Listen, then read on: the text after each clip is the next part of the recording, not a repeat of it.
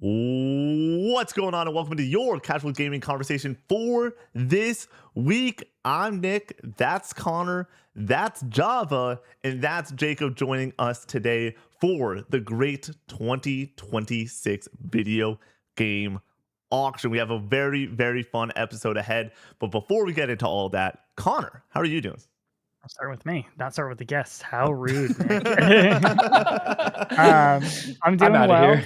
Relaxing weekend, just playing a lot of games at the very end of Persona 3 Portable. Finally, have like a solid 30 floors left of Tartarus to get through to get to that final boss. So I'm excited to finally close the book on that. A game that I started November of last year. So it's been a long journey, but that's a long ass game. So I took a hefty break there for a while, but I've been full steam ahead for a minute now, and I'm excited to get to the end. I've heard that I'm going to cry a whole bunch, so can't wait for that.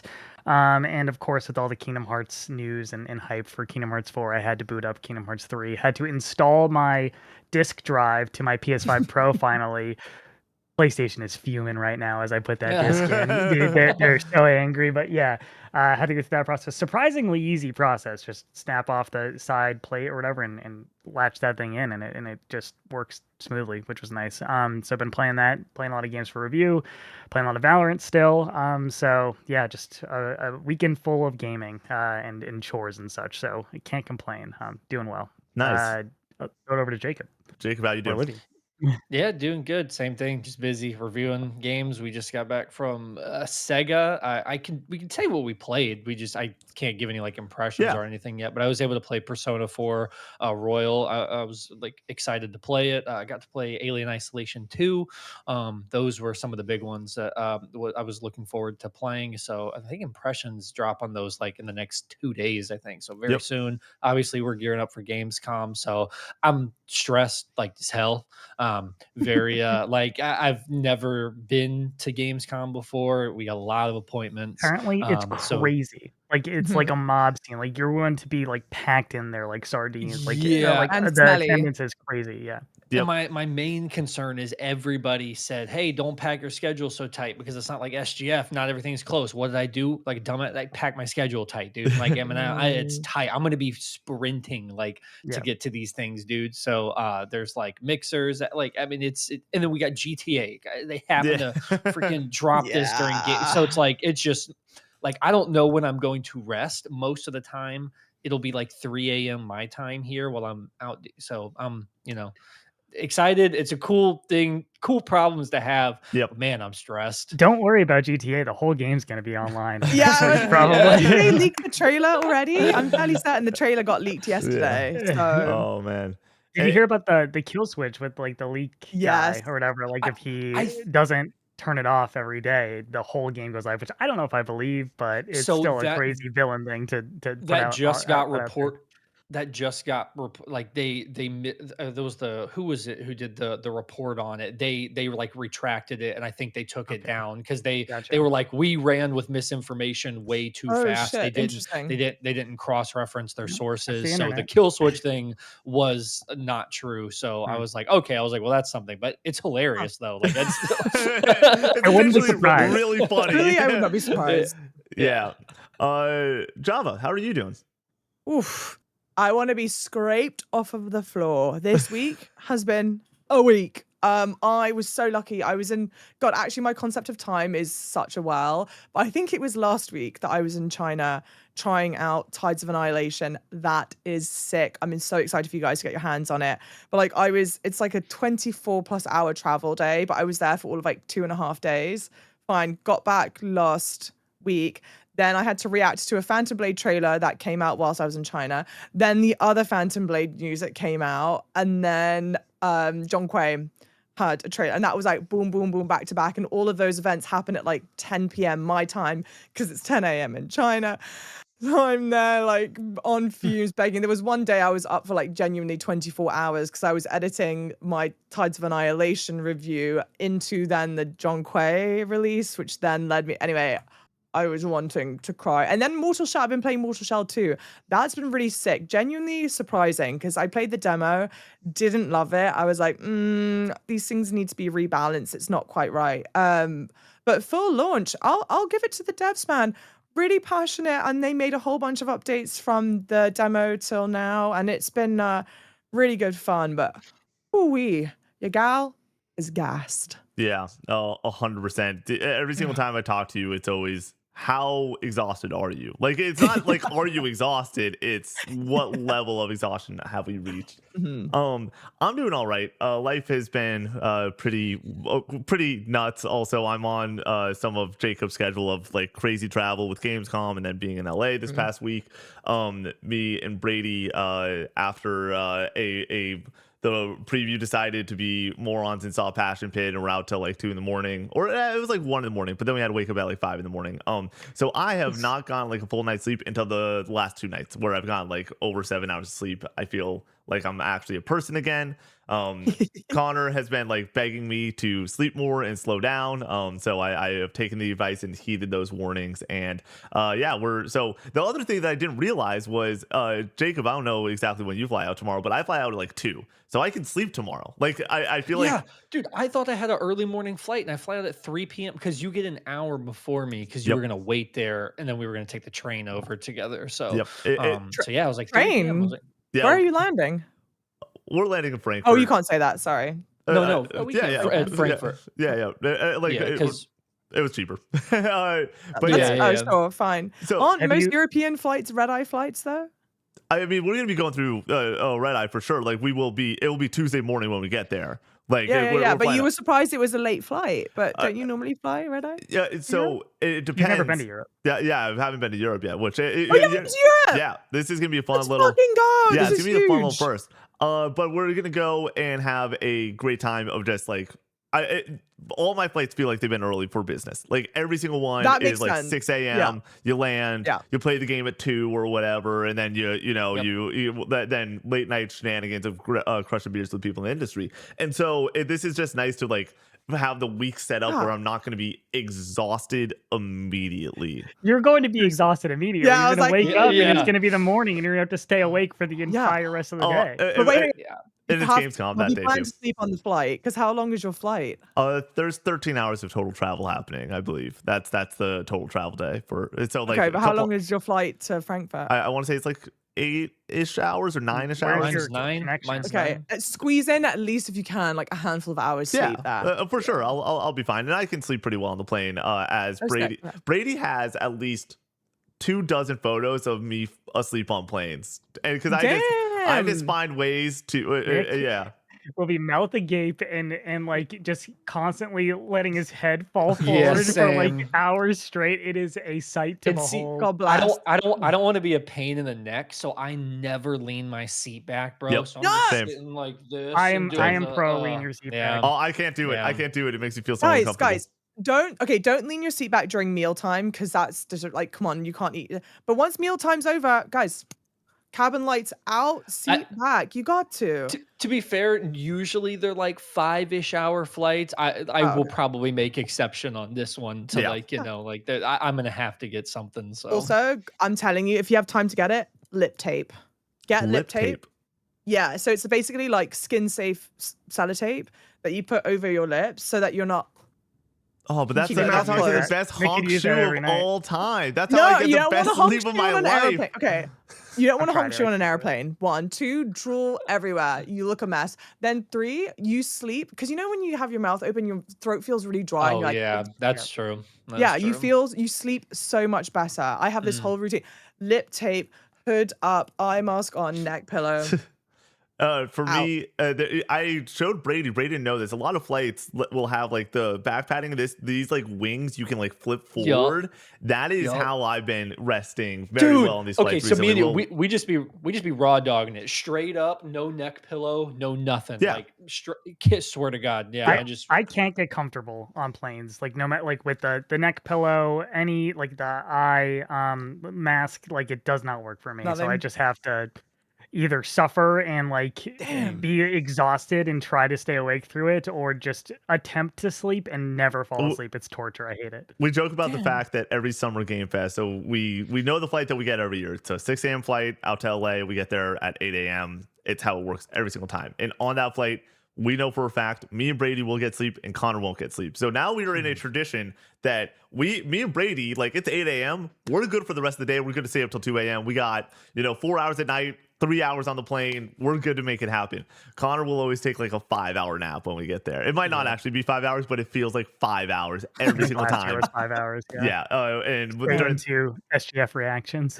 and then me and Brady grab a coffee, and then we grab a couple of drinks for the like house to have, and then we go up to a pool and we sit and enjoy the fact that we made it to LA for Summer Game Fest. But Connor's always got to get some rest in after the fact. Some Z's. Smart.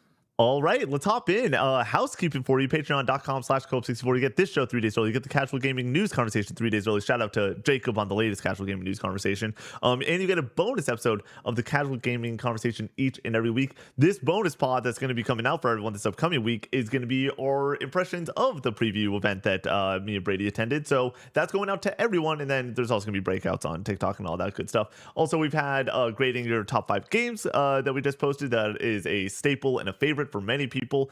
Go check that episode out. Those are an absolute blast every single time we do them. We also did most anticipated fall games. We got a lot of great stuff over on the bonus feed. I can say this confidently now, over 100 hours of bonus podcasting for less than a cup of coffee, less than $6, which this coffee, Connor, Duncan's approaching the $4 coffee mark. $4. We used to be a country. It used A to real be, country. It used to be $2.79 when we worked there, man. Gosh darn it. At the $10 You worked at Duncan. both of us did. Yeah. Yeah. First job. Together. Yeah, for a little bit. It was fun. I Back love in the day. At the $10 tier, you get Recollection Retro, Connor's Retro Collection Show, the Co-op 64 podcast, or conversational podcast. We got one coming up this week. I don't know if I'm going to be on it due to traveling, but I hope to be back in time to be on it. And then we also have the opportunity for you to write into the Co-op 64 podcast, or no, sorry, this show and the Casual Gaming News conversation, which the write-ins, thank you everyone for writing in. The way we're handling write-ins today is certain people wrote about certain games in particular. During those games, we'll bring them in. Certain people wrote about a bunch of games. We'll bring those in at the very end of the episode. Just a little heads up for if you're waiting for, when's Nick going to read write-ins? That sort of just is the nature of this type of podcast. At the $25 tier, you get your name right at the end of each and every podcast we do here, and you get to write in to be the fourth topic on the Co-op 64 podcast. Shout out Night Echoes, our most recent write-in. He made us talk about school subjects and our favorite school subjects. Real briefly, Jacob, what was your favorite school subject back in? No details, just what was it? Favorite school subject growing up as a kid? Oh God, I didn't shoot. I don't know. That is not a question I was expecting to answer. All right, shoot. Jacob, you think about that. Java, what is your answer? Easy. English. That checks. Not the language. I mean, yes, the language, but All right, Writing. Jacob, Reading. back to you. Maybe. I genuinely could not stand school, so maybe science. I don't know. Okay, Maybe science. cool. okay, don't know. releasable though. Yeah, I just like I went there, did my stuff, and went home like that, and never thought about it again. Like, absolutely.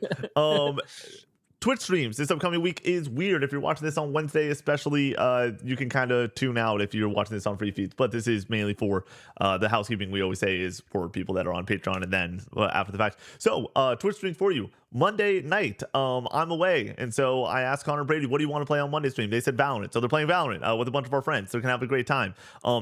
Wednesday, Connor is going to be back with more Dark Souls 3. The Tuesdays and Thursday streams are weird this week. Thursday is canceled. Tuesday is especially weird because it's opening night live. I will try to react to opening night live. It will not be on our schedule. It will not be on our calendar. I will try to react to it on Twitch and do the whole thing. We just don't know what this is going to look like with me in Germany. That's just it. It's one of those, like, I can't make the promise, but we're going to try to make it work. So get excited for that content there and having a good time. Those are all the Twitch streams, though, that we have this week. We only have 2 and maybe 3. But also, we just did To the Moon. If you did not watch that stream, go watch that VOD. You can see me cry like a little baby. What a video game. Discord, join the Discord, over 3,000 members talking about video games, hanging out, having a great time, talking about a bunch of upcoming releases. It's about to be September, y'all. That's the main reason we're doing this podcast. It's going to be a crazy next couple of weeks. So get excited for just all the amazing games that are coming out in September, and then leading into October, and then leading into a little game called GTA 6. Merch, Code64Store.com, t-shirts, hoodies, mugs. It supports us, it helps us, and you look cool. Reviews over on Apple Podcasts, Spotify, 5 stars, and hype up the YouTube video. It gets the show out to more people. And I don't say this on this show normally. Normally, this isn't part of housekeeping. It's only housekeeping on CGNC. But we say hop in the comment section. Let us know if we get anything wrong with this episode. For this show, hop in the comment section. Let us know your most anticipated game. Which game would you bid the most? How much would you bid in the comment section down below as we go through this auction? All right, everyone. Are you ready to hop in to this main topic? Do it. The video game auction of 2026 games. I want to do this at like once a year if it goes well. So we'll see. But also, we haven't had a stacked September, October, November slate like this in I don't know how long. It feels absurd. So what we're doing today is we brought on 2 lovely guests alongside Connor and myself to talk about the upcoming slate of games. But we've done many most anticipated lists before. We've done must plays. We haven't had this crew on to talk about 2026 like late games, so I'm very excited to like break it down with y'all. But we've done certain episodes. We're wondering, how do we make a twist on it? And obviously, I don't know if you've been on TikTok recently, but we've done a lot of video game auctions recently. There's been a lot of auctions just in general happening on TikTok with a bunch of random topics. I was like, how can we bang this into a awesome podcast format? And so what we have here today is each host has a $50 budget beneath them. If you are an audio listener, we have the $50 shown. That number will decrease as the episode goes along. I have 21 games in front of me. They are in release order, and then there are certain games that may or may not be coming out later this year that we will see if they come out. It doesn't really matter. It's not an important fact if it does or doesn't. But as of right now, we think they're going to come out, and they are AAA bangers. We're going to go down the list and try to bid on games that we want to play. The caveat of this and the thought exercise that I'm having to the host participate in is, if you don't get the game, you don't get to play it. So bid ferociously. If you want a damn game, put your money where your mouth is. This is not which game do you think is going to be the best, though.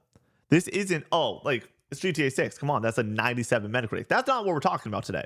This is, how much do you want the video game and how much do you want to play that game? So the way we're going to be doing this is we're going to be tossing out bids, going through the list, and trying to build a roster. I will have the roster consistently down here just to be able to go and discuss what each of the teams are, but you will not be able to visually see the roster. I just thought that the money would be more important than the roster. Also, hosting, money, and roster construction was a little bit too much for me. So I was like, that sounds like a little too convoluted. Let's just keep it to the money and focus on the bids. Also, this was a point of confusion for some of the hosts. I'm playing today. I'm not just your auctioneer. I am going to be getting active. I'm going to be tossing out bids. I'm going to be a force in this game. You do not want to see me coming. So this is going to be a great time. I'm very, very excited for this. Before we get into it, just real brief thoughts. Jacob, how are we feeling about this September, October slate? Are you excited? Are you excited to toss some bids at this auction? How are you feeling just in general? In general, if I wasn't a reviewer, I'd be more. I'm terrified right now, but so I don't know. I can't. There's physically, I kid you not. I'm literally not even joking. I've not come to the terms yet that I'm not going to be able to get all of this done, but I'm going to try. I haven't. Yeah. I'm not accepting defeat yet, but I know that it's inevitable. So, Java, how are you feeling about the slate? Okay, as a consumer, we're eating good. There's a lot of really nice, good games here. As a streamer, I've pre-ordered adult diapers. I expect to be sat in the chair, getting through this stuff. The thing is, you just don't. You don't want to miss out on it. And because of disgusting content creators like ourselves, you're going to be spoiled on this stuff if you don't get there when it drops. And I don't want to be spoiled for this stuff. It looks really good. So I'm excited and terrified as well. Connor, how are we feeling about the slate? Yeah. If I was just a consumer, I feel like I would still be really overwhelmed. Like before doing content creation, got a lot of FOMO and just kind of always wanted to be on the new hotness. So I would buy games and let them go on the back burner as I finished other games. And I feel like I would just be incredibly overwhelmed, anyways, regardless of the content creation. But with wanting to review some of these games, this is the industry's big fu to me. It feels like with my busy season at work, being around this fall season where I work 60 hours a week, and then I also have to try to fit in 10 games during that time. Usually, I get 1 or 2 done during this period, so I'm gonna have to figure it out. But I'm gonna try my darndest to play a whole bunch of these. Yeah, I'm stoked for the slate. Can't wait. I'm very much in the boat of like, we're gonna try to do it all. This is the benefit Jacob and I discuss pretty often. He's like, man, like having 3 people must be such a cheat code. Like, you guys are so lucky to have multiple of you, and we definitely will be deploying the troops in a way that allows us to cover our bases to the best of our ability. With that being said, I just want to play it all. Like, I just want to do it personally all myself. Like, there's so much good stuff here that I can't wait for, that I just know I'm not going to get around to all of it, and that is upsetting. And I will cry myself to sleep knowing that there's certain games that I will not be able to get to. All right, let's hop in. First game, this is going to be potentially a audio shit show for a little bit, just due to the fact that we're on Discord. So the way we're also doing this is, as we are making bids, we're going to be putting hands up. If you get to a bid over $10, toss the ones up, 12, whatever. We'll figure it out and go from there. But yeah, at the end of each of these, if Connor has a bid of $11 and then Java goes and throws up 12, I'll be like, all right, 3, 2, 1, Java, it's your game. So people will have a little bit of time to get over the top and bid more. $50 is the budget. You do not need any amount of games. You don't need to come out of this auction with 4 or 5 games. You can have 2. You can have 1. You can have 20. I don't fucking know. Like, if you are able to find a way to deploy your money in a certain way, use it well. But go, and the last piece of advice that I'm going to give is go and make sure that you are bidding on the games that you really fucking want, because otherwise you can't play them. Java, I'm looking at you. You cannot play Don't these look games. at me. Don't look at me. This is the contract that you have signed by being on this podcast. We are all here. We've all seen it. Legally binding. Exactly. Yes. All right. We are going to get to the first title. It is The Blood of the Dawnwalker. I'm going to start the bidding myself at $2. Is anyone going higher than $2 with this? I'll do 3. Dang it. I'm going to say that Java said 3 first, by the way. Does anyone want to go to 4? I'll go 4. I'll go 4. Yeah. I think that's the highest, though. I'm stopping at 4. Just for anybody else's. I'm out after $2. Java, are you going higher than 4? Okay, first of all, I don't think you guys understand the concept of an auction, because you've just then made it. You're not then causing anxiety. Oh my god, what am I gonna? Okay, let me logic this out. I am really excited for Dawnwalker. Really excited, but there are some games on this list. I agree. I just want some skin in the game. You know what I'm saying? That's all. That. To be fair, that's all this is. As you can tell, I'm not that crazy about this, but I mean, it is from the director of Witcher, so it's like there is some validity in that, or it's like I do think it'll be quality. I'm just, for some reason, I'm not 100% convinced on everything, but I still want to play it. You know, absolutely, like no doubt want to play it. So I think 4. I feel good that being my. So Java, I'm gonna say 3, 2, 1, and you gotta decide. 3, 2, 1.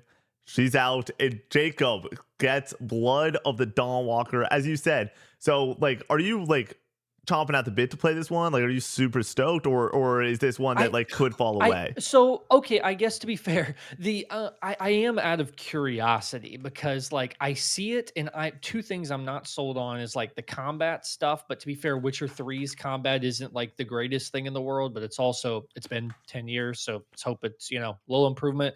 And I don't know how the whole 30 or 60 day, whatever that thing is. It like Oh. you do a quest and then like time passes and like you have to like find your family, but like it's like in a real time thing. So Oh. they're like Majora's when the Mask. six yeah, but they're like when it ends, the game doesn't end, you can still go. So like I feel like I'm unclear, Huh. but my curiosity is piqued for sure. So that's why like I didn't feel like $4 was a crazy ton, and I still comfortable with the because there's a few on here that like I'm just will be zeros for me for sure. Mm. So I still want to play it, like 100%, no doubt want to play it. So Also, Hang on, good. I have an important question before we move on. Connor, you were silent. Yeah, I'm completely out on this one. If this was based off of how well I thought I was going to review and how good I thought the game was going to be, Sure. I would definitely be in on it. I think this Yeah. is for the reasons Jacob laid out, with it being from the team, many of the developers that made The Witcher 3. I think it's going to be of quality, but I am not a big Witcher 3 guy. I've tried. I want to be more into it, and it's such a bummer that That's I'm fair. not. I tried earlier this year and just fell No. off of it after like 6 hours. Would like to get back to it. Interesting. And I've tried multiple times over the years Yeah. because I know that it's one of the most beloved games of all time, and it's a shame that I have not completed it as somebody who Yeah. is trying to be an authority on video games. It's a stain on my gamer cred. But so because of that, I'm not because I'm not super into The Witcher. Like that's a big factor, and then also I'm not a big vampire guy. Never have Sure. been. I just don't. I'm not drawn to any of the vampire tent poles. Yep. So that's another major factor here, keeping me away from it. So I'm out on this one. Makes well, sense. well, Jacob, you are the first one to have a game. You have $46 in your roster, in your wallet. We're gonna move on to the next game, which is Orbitals. I wish this is one of those like, man, I done goofed. I messed up. I should have had the date and like where you can get it. I should have had games spots calendar up or something like that. But Orbitals, I believe it's September 4th. I'm gonna start the bidding at $3. Oh, A little rich for my blood. Going once, going twice. I'll take it for $3. Yeah, shoot. this is one that I like. No matter what, is going to be a good time. I plan on playing this probably with Brady. Like every single time him and I sit down on the couch to do a co-op game like this, it's a blast. I previewed this at Summer Game Fest, played 20 minutes of it. I was glowing after that preview, being like, man, like this is just going to be another one of those games. I'm very excited about it.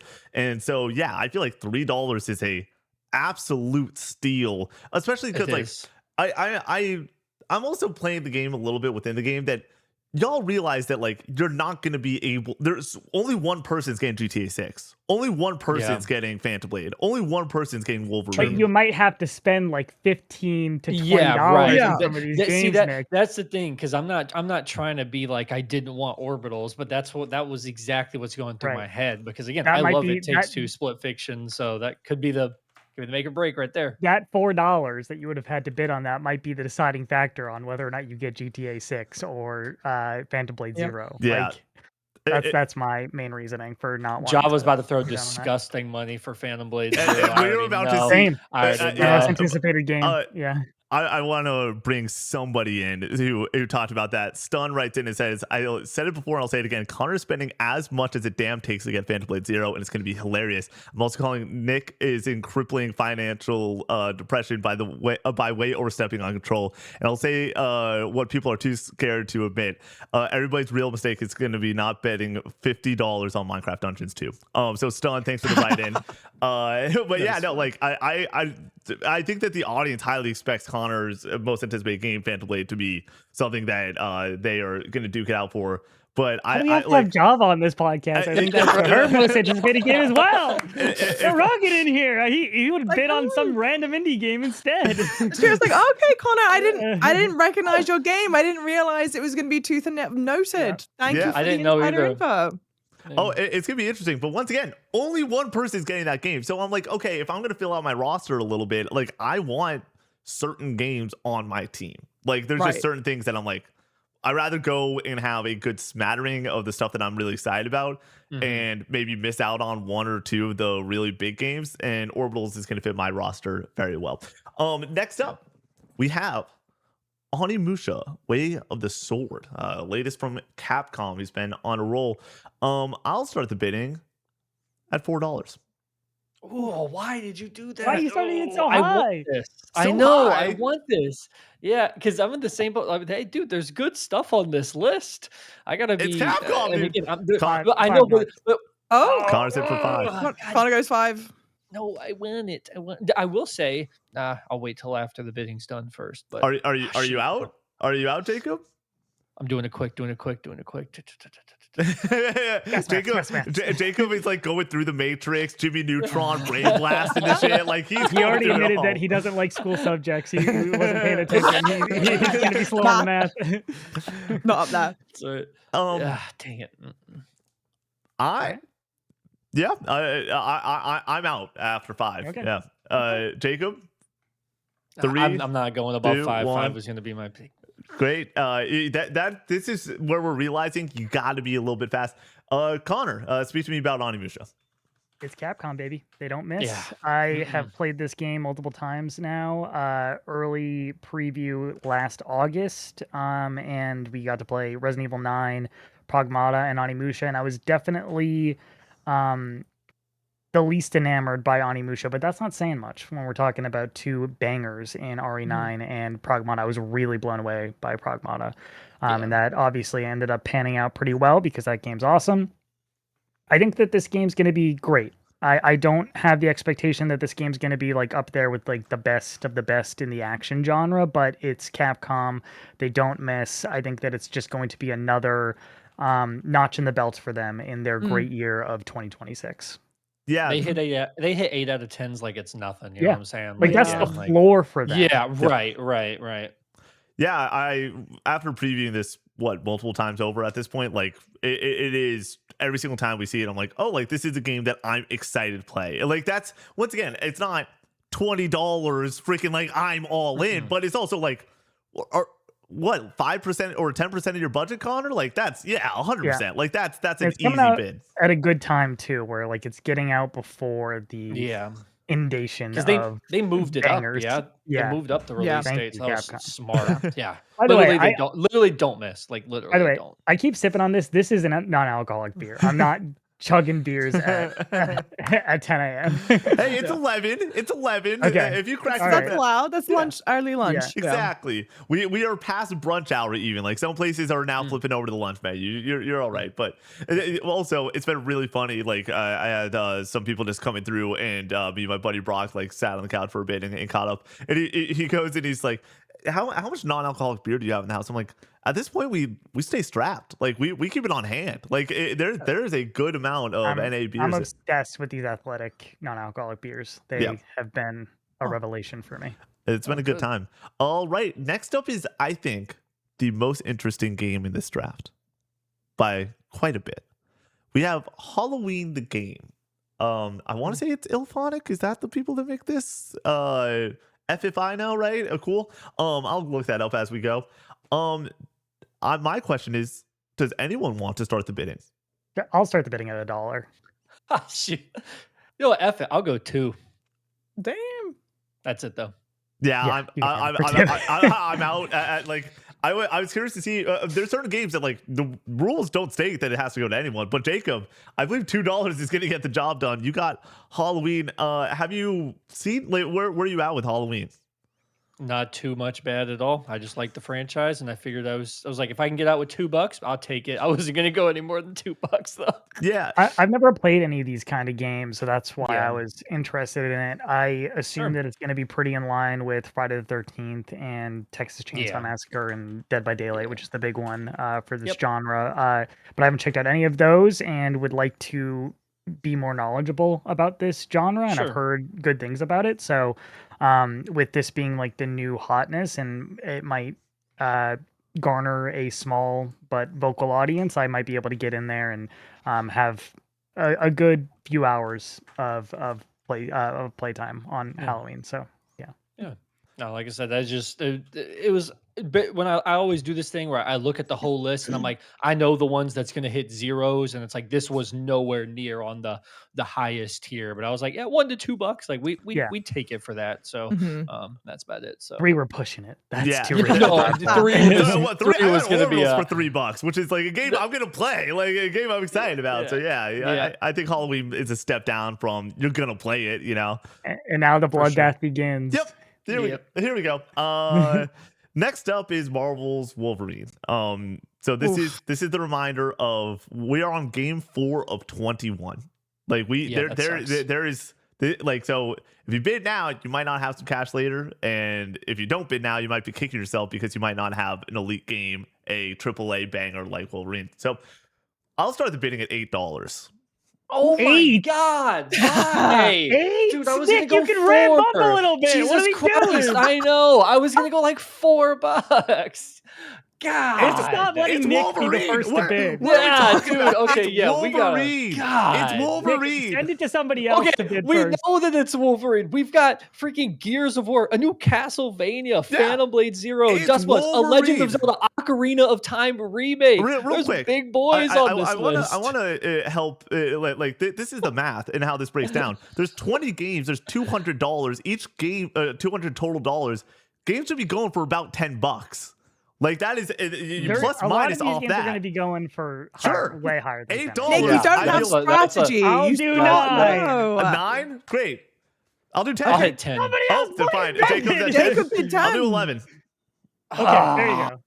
I want That's it. fine. Yeah. I'm not letting fine. him get away with Yeah, $8. no. 11. No. I'm good. It's mine. Yeah. No. Yep.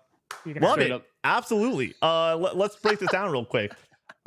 It's fucking Insomniac. I keep on coming back around to this point that, and I've talked about this a couple times on streams and other shit.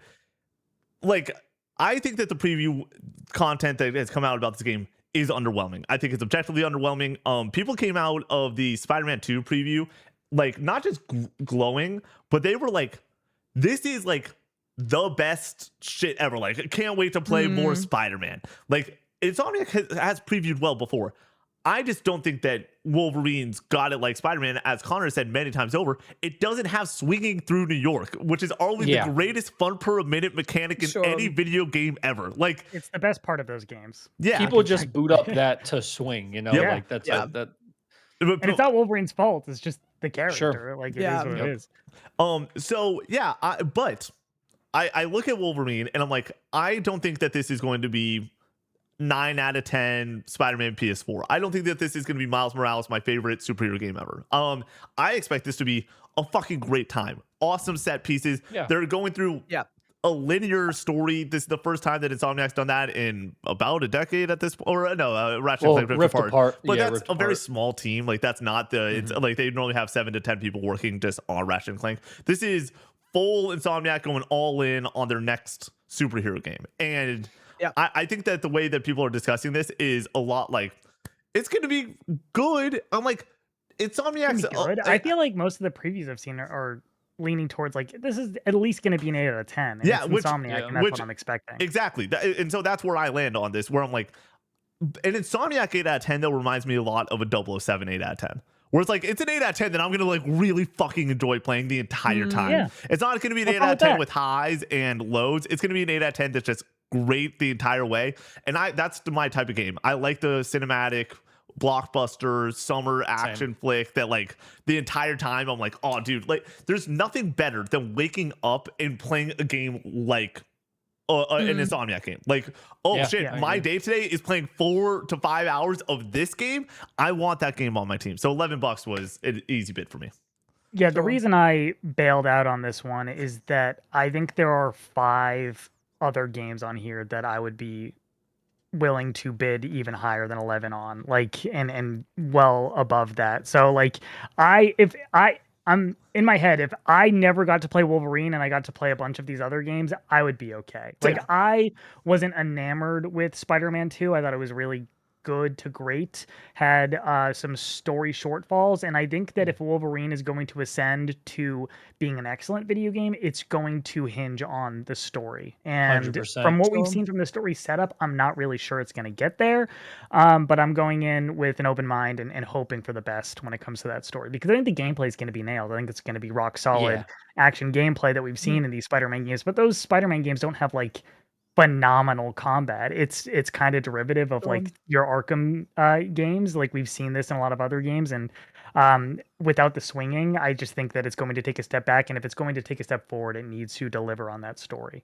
The drama around this has been fascinating. I assume all of us have been keeping up with that. I don't know. It's indicative. I don't know what people expected for the game, because I know there are a lot of people going, oh, I'm really bummed it's not an open world game. But we talk about how amazing the traversal is in Spider-Man. What the hell would the traversal be in Wolverine? You're running around as like a 4 foot tall, what, you're going to be riding a motorbike places? Okay. Yeah. You're going to get bored of that pretty quickly. That's not what Clawing you up actually walls. want from a Wolverine game. Yeah. So I think I think that one, and then two, it's like a comic book accurate Wolverine, which actually like in concept is a little goofy. It's kind of silly. And I think they've done absolutely the best with that concept. But if you break down the actual concept, like it is kind of like a bit of a strange character. Yeah, people's expectations for this have been really strange. I'm not sure where it lands. And I do also feel like the reaction to Wolverine is a bellwether potentially for GTA 6 as well.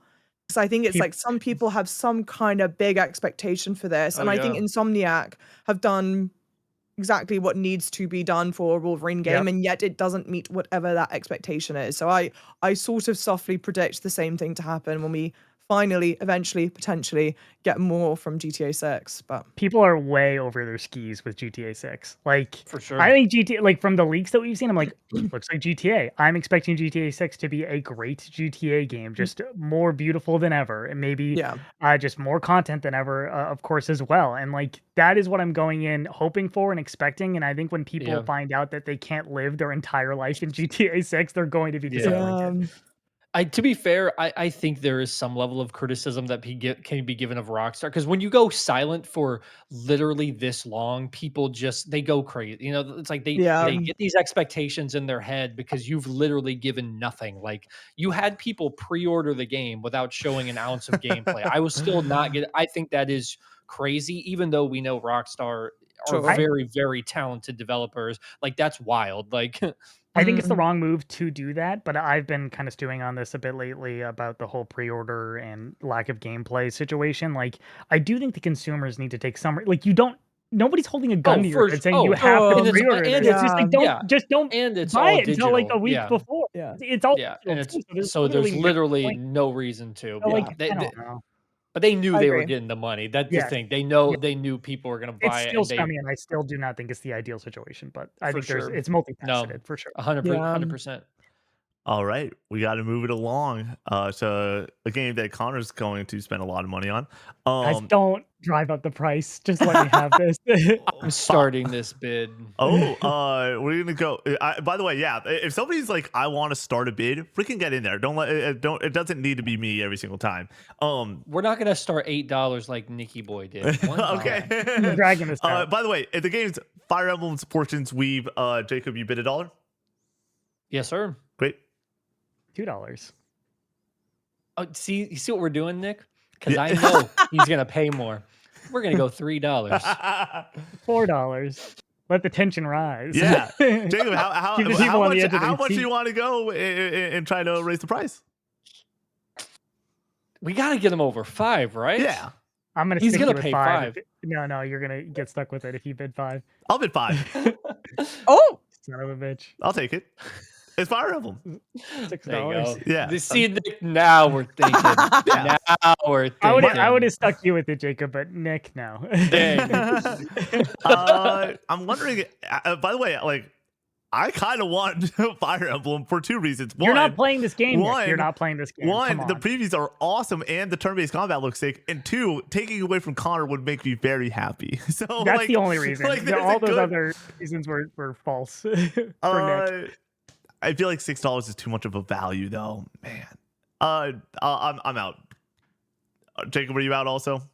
I'm out. All right, Connor. I assume, Java, you are. The hands are I saying was never now. in. Yeah. All right. Jesus.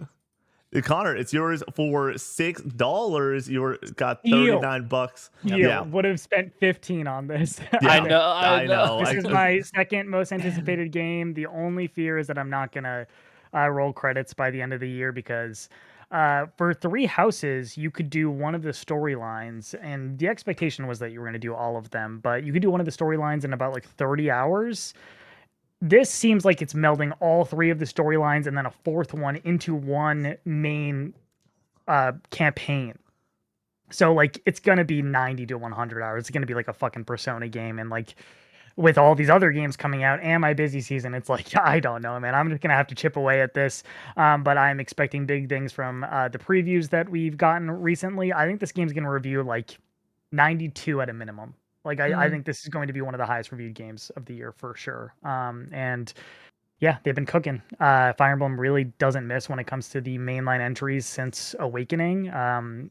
Fates is up for debate, I guess, but that was my first one, so I'm a little bit. I have rose-colored glasses for Fates, but yeah, I'm expecting great things from Fortune's Weave. Second most anticipated game for the rest of the year. Yeah, Deal at $6. As much as like it was a bit like I'm going to try this game. I'm going to put a amount of time into it. The main reason being that like I watched some of the direct, I consumed multiple hours of the preview coverage after the fact. Like there's some of the direct, and now he is cut out. Oh goodness, and we're back. We're back. You're back. You were the only one who cut out. Yeah, my internet must have dipped for a second. Thankfully, it was only a second. But yeah, watched multiple hours of the preview coverage. Really enjoyed just everything that I saw. Like the turn-based aspect of this alongside the storytelling, and as you said, the way that the story all kind of pushes together compared to like goes and branches off is extremely interesting. I don't know how long I'm going to play this, but also it's coming out when I still have 3 flights left in the year, like bang bang bang immediately after it. So like, and that's just the shit that's scheduled. So like, I don't.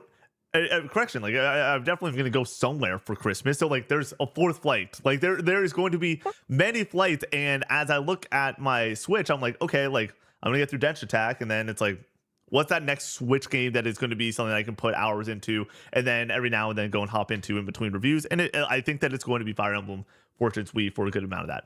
Fire Emblem is one of those games where if it gets its hooks in you, it becomes a problem for everything else in your life. Like when I got into Fire Emblem back in college, like my grades slipped a whole letter grade. All right, we're gonna move along. Game number 7 of this auction, Silent Hill Townfall. Very curious. I'm not gonna start the bidding. $3. No. Rich for my blood. Really? Yeah. That's too much of a steal. $4. That's way too much of a steal. Yeah, I'll do it for $4. $5. I'm out. Yeah, Take it. Yeah. Am I just not educated enough on this one? Did you get to see it at SGF?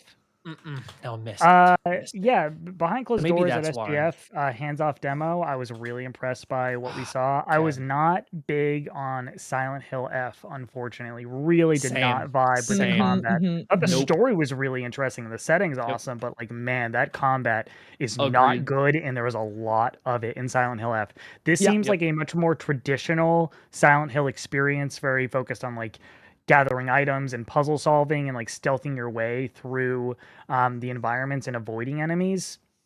It's in first person for the first time, I think. I am not familiar with some of the spin-off Silent Hill games, but I've become a bigger and bigger fan of Silent Hill over the last few years, playing the original on PS1, playing the OG on Xbox, and then playing the remake, Silent Hill 2, which was my second favorite game of that year behind Final Fantasy VII Rebirth. So I love this universe. I love the vibes, and I think that this new setting, this new perspective, gives the franchise enough of a spin to make it feel fresh, while still like centering it in what makes Silent Hill special. I'm hoping this game is like 10 hours long, and I can just kind of blaze through it, because it's coming out alongside a bunch of other bangers that I want to get to. But like, this is I would put this game above Wolverine at this point for me, for my most anticipated. So happy to have it on my team. Yeah. Also, Okay, before cool. listeners eviscerate, it's Silent Hill Townfall, not Downfall. yes. Oh, did I say Townfall? No, I think Or Nick Downfall? said Oh, I probably Downfall. did. That's on me. Real quick, let's just discuss where the board is at currently. We're 7 games in. Blood of the Dawnwalker went for $4 to Jacob. Orbitals went to me for $3. Onimusha Way the Sword went to Connor for 5. Halloween the Game went to Jacob for 2. Marvel's Wolverine went to me for 11. Fire Emblem Fortune's Weave went to Connor for 6. And Silent Hill Townfall went to Connor for 5. The Man, money I feel like you got a good team. Jeez. me Mhm. or Connor? No, Connor. Yeah, Connor's Connor's I'm got a good good for my one. team. Connor's got a squad. As the I'm gonna money have to sit stands- back for a while now. As Yeah, the right, money right. stands, I am at $36. Connor is at $34. Jacob's at $44. And Java is at $50. Jesus Christ, Phantom Blade Zero. She's gonna be like $25. Sorry. That's all I'm saying. And Boom. then she leaves the Discord call. That's Yeah, right. exactly. You just hang up, mic Just drop. double- That's it. Double Man. birds on the way out. Oh, That'd be man. banging.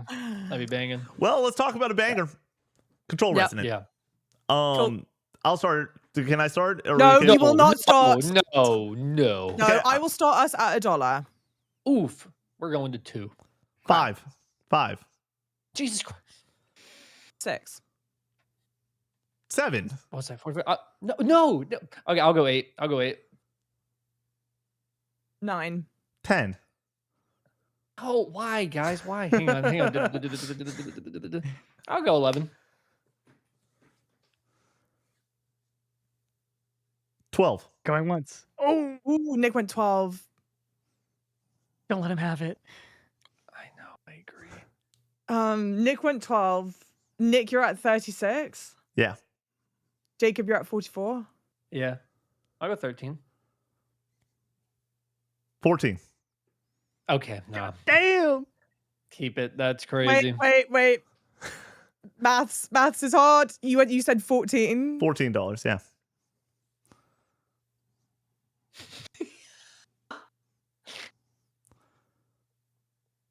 Someone put Java on account, please. Like, referee. Going once. Going twice. 14 is a lot. I really like Control Resonant. I Same. really like Control Going Resonant. twice and a half. Oh, it's just Twice a and three lot. It's quarters. just a lot. Yeah. I got Sold it. to Nick for 14. I hate you for that. Same. Same. For clarification, I would have gone up to $25. Oh Damn. my I was God. ready. And then I'm to- glad I Okay. backed out. Okay, Uh, yeah. this Dang, we is- should have this- raised them. Though. Darn it. By the way, I said, can I start with the bid? I was going to start at 12. So like, I was ready to like, I was ready. That's why you're not allowed to start, Yeah. because I this podcast would be over in 3 minutes if you did that. I was ready for action. Yeah. That's fair. I'm really bummed I missed out on that. This is, Same, and same. guess what? Java, you aren't allowed to play it now. Just forever. Right. Like- Oh, okay. Yeah, that's how that's going. Yeah. So I bid 14. That brings me down to 22. Connor Good. is using this Google Doc to also be the board. So if I ever look down, being like, "What the fuck is happening?" It's Connor typing in the Google Doc. Yeah. I've noticed him getting distracted by me changing Yeah. things. Connor- His formatting is really bad. It's really upsetting me. Chaos. This wasn't a doc for you. It was for me to be able to focus on the games that Should we have let me in have. then. Should have let me in then. I should have put it on Your personal. problem. But yeah, Control Resonant is my most anticipated game for this year. It is the game that I think is so clearly, in a Yeah. way, like going to be actually fucking awesome. People are waiting for the fucking awesome game this year. It's Control Resonant, everyone. Spoilers. Like, that is the Ah. game. Phantom Blade Zero. If you like, guess what? I'm not gonna be able to get that game. I knew that going into No, this you're auction. not. Yeah, You like know you were there, not. There was a 0% chance. Yeah. So I said, Zero. I'm playing my Zero. cards the way that I need to play them. I'm stoked for That's Phantom Blade. fair. It is definitely in my top 3 or 4. It is not my number 1 Same. though. My number 1 is Control Resonant. So I'm happy to go and do whatever it takes for this bid. Control Resonant. It previewed at Summer Game Fest. It was excellent. Thought about it literally for like a month straight every single day. Like, I woke up and I was like, man, can't wait for Control Resonant. Like, that was my thought process. And then you fast forward to, or sorry, you go back in time to, we played Control earlier this year to get excited for Resonant, and we did a little book club with me, Connor, Brady. I was the highest on that game. I think that game is amazing. I think that not only is The third person Remedy shooting game. mechanics, freaking awesome. Like, because I do think that like we don't have a lot of phenomenal third person shooter narratives nowadays. Yeah. Third person shooting and the way it makes you feel like a superhero, the core gameplay, fucking awesome. I don't care that there's not a lot of great enemy variety. I don't care that there's a lot of great boss fights. Those are two knocks I would give against that game. Alongside the core story of that game, I don't think is the most interesting thing on the planet. But the old house, the FBC, is like that is the character. That is the story in my mind. It's just cool to explore that world. And then you throw in something like the goddamn ashtray maze, which is like a top 10 sequence in all of gaming. Like, it is fucking awesome. I feel like if you can Wii Sing though. Having played Wii Sing before doing the ashtray maze, I was like, this is a bit of a step down from that. Still injected into my veins. I think they're both excellent. Like, and then you bring up Alan Wake 2. Alan Wake 2 might be the most special in like my brain like video game that I've played since this channel started. Like, I think that Alan Wake 2 comes out and Connor's like, dude, this has got the sauce. I'm like, I don't know if completely caught me off guard. I was like not expecting to love it as much as I did, and I was enamored with that game. Laura was also sitting there co-piloting with me the entire time, and she was also like, dude, this is fucking awesome. And I was like, and so I go and excuse me, I'm just gonna finish my tangent. I go, I play that game, and we sit down, and I sit on the couch, and I beat it. That became the first tradition of me playing a Game of the Year nominee before the Game Awards to close out and making sure I played all 6 Game of the Year nominees. And playing that game in the span of like 3 sittings was the most like electrifying, like mind melt. Like, I'm like, who the fuck can make this? Like, there's no team on the planet that can make this.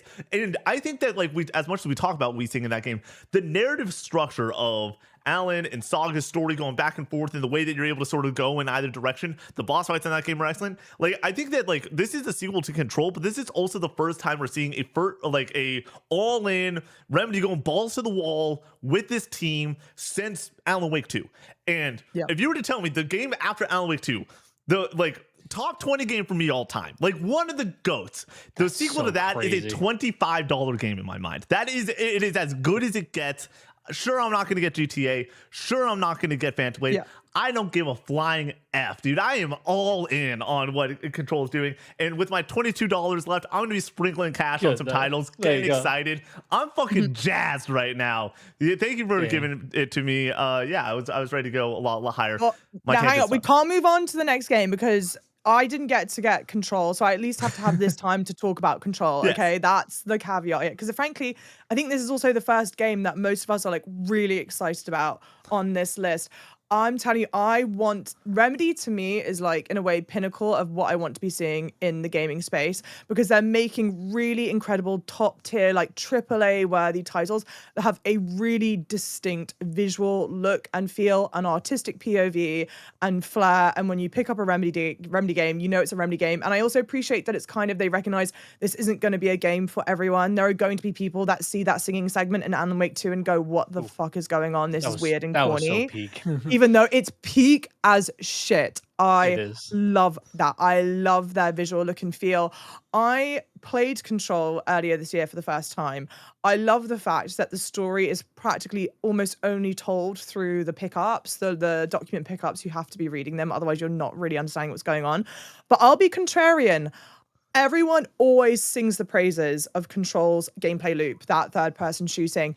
For me, I wasn't in love with it. I think that the combat, what they want you to do is very frenetic, it's very fast moving.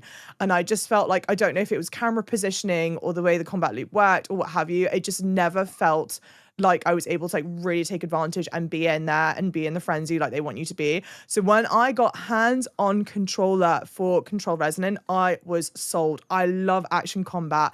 I love the action combat in Control Resonant. I love that they're going out into the city. I love that we're getting bigger scope, bigger bosses, more interesting set pieces. I'm so monumentally sold. And what I'm really encouraged about is I have been keeping my eyeballs on what Remedy have been doing, and they have been doing the rounds when it comes to the gaming circuit, advertising this game, pushing forward, being there, being present in international markets. They've been doing a really big push in China for it. Like, it seems like they're really going all in on this, which gives me a hell of a lot more confidence. And frankly, there's part of me that thinks that they've gone third person action combat for it to have a broader appeal and to try and bring people in. I also think it's very conscientious of them that they've named it Control Resonant and not Control 2. Because if you see a game's named 2, you go, I need to have played 1 to play 2. And I think they're very much saying, hey, you don't need to have played Control to play Control Resonant to bring in the wider audience. I'm taking that to be a positive sign, and I hope it's a positive sign in the terms of like the confidence that the team have in the IP, and not the inverse, which could be, oh my God, Remedy need this to be, hit out the park for them to stay afloat. I would be fucking devastated if that were the case, because I want more Remedies in the universe. And that is my spiel. I echo basically everything you just said about like the importance of Remedy in the AAA space. Like you talking about like their like very singular voice, and like how you come to a Remedy game for like that Sam Lake flair. It's kind of like Kojima Light, where it's like Totally. Yeah. Kojima is so out there that like it's hard to recommend it to anybody. But like if you have a gamer friend who wants to play something a little bit weirder, a little bit more out there, but still have those like tentpole aspects of AAA gaming, you can point them towards Control or Alan Wake 2. And it is one of the biggest travesties in gaming history that Alan Wake 2 wasn't this smash hit, that it didn't make its I money know. back until like 4 years after release. Or Yeah. 3 3. after release. It was 2023. Because that game's fucking phenomenal. And I think that that's partially because of the lack of physical and releasing on the Epic Game Store exclusively. Oh, That that's Mhm, true. but Yeah. man, like I want Remedy to be very stable and be able to just constantly be driving towards their next game and not worrying about like the financial implications of what each game means for them staying afloat. They should just be going and have no guardrails for their creativity, because I think that that's when they do their best work. And hopefully we get something in line with that for Control Resonant, but still like with some of the changes that they're making, like you pointed out with the action combat and the naming of the title, that it can reach a broader audience. Didn't personally love Control 1. I think the combat is really great, contrary to what Java just said. Like I really love that. That was the big draw for me personally. Mhm. The setting is fantastic. I just did not connect with the story. I read all the like every single piece of paper that I picked up. I was reading, and I think like the minutia and the detail of the world is really great. But when it comes to Jessie and her story, like I just was not invested at all. Sure. So hopefully they can address that with Control Resonant. I just have many games on this list that I'm more excited for because of my lack of enjoyment with Control 1. And by the way, like 7.5 for Control 1. Like I still like Sure. that game, but Yeah, like I yeah, wasn't yeah. in love with Absurd. it. Absurd. And because of that, like it's further down the list for me. And I think this is a game that I might not get to in 2026 with all the other games Dang, releasing that right is on that crazy. same day and in that window. Jake, See, sorry, no Jacob. one That likes means my that take. you're going to need to be on that podcast discussing Control, because no one else on the I team will. apparently gives a flying fuck I about will. it. Same Well, with you. 'cause that- Same with you, Fucking Java. fucking Same with you, Java. Java. Here. The reason I said Jacob was to tee him up to go into his spiel. But yes, yeah, of course, you are also invited. Oh, you're Java. right. No, mine's clear. I don't like. I'm the complete opposite. I think Control dog walks Alan Wake like 1 and 2. Like I found this old video of mine where I said how much I didn't like Alan Wake 2, and I think there's a comment from Connor on there as well. And I think that was before I even knew you guys Damn. too. Yeah. So I was like, but like, yeah, I don't. Maybe I need to replay it again, because to be fair, like the singing segment, that is like the best part of that game, man. That section is so awesome, and it's got some flair to it. But like, I genuinely cannot grasp why people think they like that story. I don't know the main character's name. I don't remember a single, like as soon as I Alan done, I Wake's packed name? that junk. Alan Wake. No. Like Saga. like who's the Saga son? Anderson. Okay, yeah. It's like- Anybody in Alan Wake, dude. Alan Wake, the character is god. Like he's such a boring. Oh, Like I love him. literally, I don't know why. Ah. Everybody does. Like it's like a me thing, I guess. Like I said, now I feel like Alan Wake 1, I can easily criticize, and people are like, yeah, I get Yeah. it. It's when I start getting into 2. I just think 2 is a prettier version of 1. Like it's like Mm. I don't know, man. Like I said, it just doesn't. The gameplay loop doesn't. I hate the flashlight thing. I don't Sure. know, man. Like it doesn't. Sure. It literally just does not work. conceptually for me, but maybe I need to give it a retry. But I don't think the story is going to change me on it. But maybe I'll find the gameplay more Yeah. enjoyable or Alan something. Wake So 1 was rough, by the way. yeah, it's So not good. valid. It's not good. It's Yeah. not Rough. good. No. Good for the but- Xbox 360 generation. I feel Sure, like, but sure. by Yeah. modern Yeah. standard, doesn't I hold up. bought aged that like milk. remastered, and I was like, "Wow, this is buns, like straight up buns." Yeah. So, but yeah, I know that's fine. But anywho, so I don't I understand where you're at with Control because I really like Control 1. So Yeah. There was a point too. I was like, I'm ready to spend $25. I was like, I might. yeah, If crazy. somebody said $35, I don't know if I wouldn't go with my whole budget. Just being like, Dang. if I'm going Yeah. into this with the rules that Java set out, which gotta is we play it. aren't. These are the only games that you're allowed to play. I was Come like, on. there's not a world that I can't play this game. Like, this Yeah. is a necessity in my life. Yeah, I'm bummed I didn't As- get this. As we approach the halfway point of this, Nick, I want to give you your flowers. I'm having an absolute blast here. This is a great idea. So thanks so much for joining us, this- everybody. I'm having so much fun. Right This now. was an idea we wanted to pull back in July, heading into August, but then things got shifted around where I got we. food. Yeah, Connor got food poisoning. That was literally it. And so things got shifted around, and it was supposed to be a different cast at the time. And you got food poisoning. Java was sick. Like that Yeah. was also on the board where they were coming back from travel and just like at a certain point, apparently the human body can't travel fucking all the time without getting sick. That's a little Truly. advice for you. Humans are gross. Jacob, You're gonna get the convention. I was about to say we are two things, Jacob. We will be the best smelling people at that convention, and we will be the most, got that right. and we will be the most sanitized people in that convention. Okay, Got that right. we are. You got that right. We got to make it. It's a marathon, not a sprint. Just rubbing hand sanitizer all over your body for the entire right. thing. Me and Jacob are about to have some of the wettest daps of all time. I'm sorry. Disgusting. Anyway, all right, let's dial back into on this podcast. Once again, 9 games in. We just went on Control, by the way, for like 18 minutes, guys. It was worth it. I'm Oh, still yeah. really bummed I didn't get it. Yeah, I'm now really you can't annoyed. play it. It sucks. All right. So Minecraft Dungeons 2 is where we're going to next. Does anyone want to bid on Minecraft Dungeons 2? Negative $1.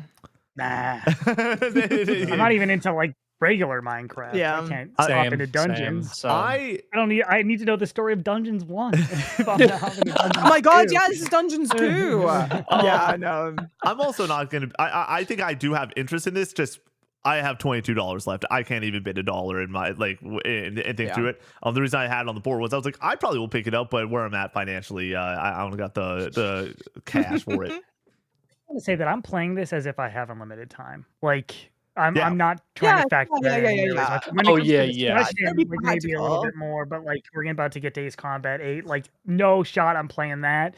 If I gotta prioritize other games here, but like if I had unlimited time, maybe I would make some time for Ace Sure. Combat 8. We'll talk about that sure. here. Well, now here we are, Ace Combat 8. Anyone want to start a bidding? $1. I think you're gonna get it. Bro's gonna get a steal. I think he's bro. gonna get He's it gonna for get a one. steal. Yeah. I'm not gonna do the dick move to raise your price because I just don't want to Did play any? it. I just don't. You'll get stuck with it. I'm not bidding more than $1. Exactly. That's why. All right, Connor, it's yours for $1. Played this at. Did anyone else play this at SGF? No. I didn't know. It was neat. I've never played one of these games, and there's a reason they're on the 8th entry. They are of very high quality and cater to a very specific type of audience. You're not getting this like fighter pilot experience anywhere else.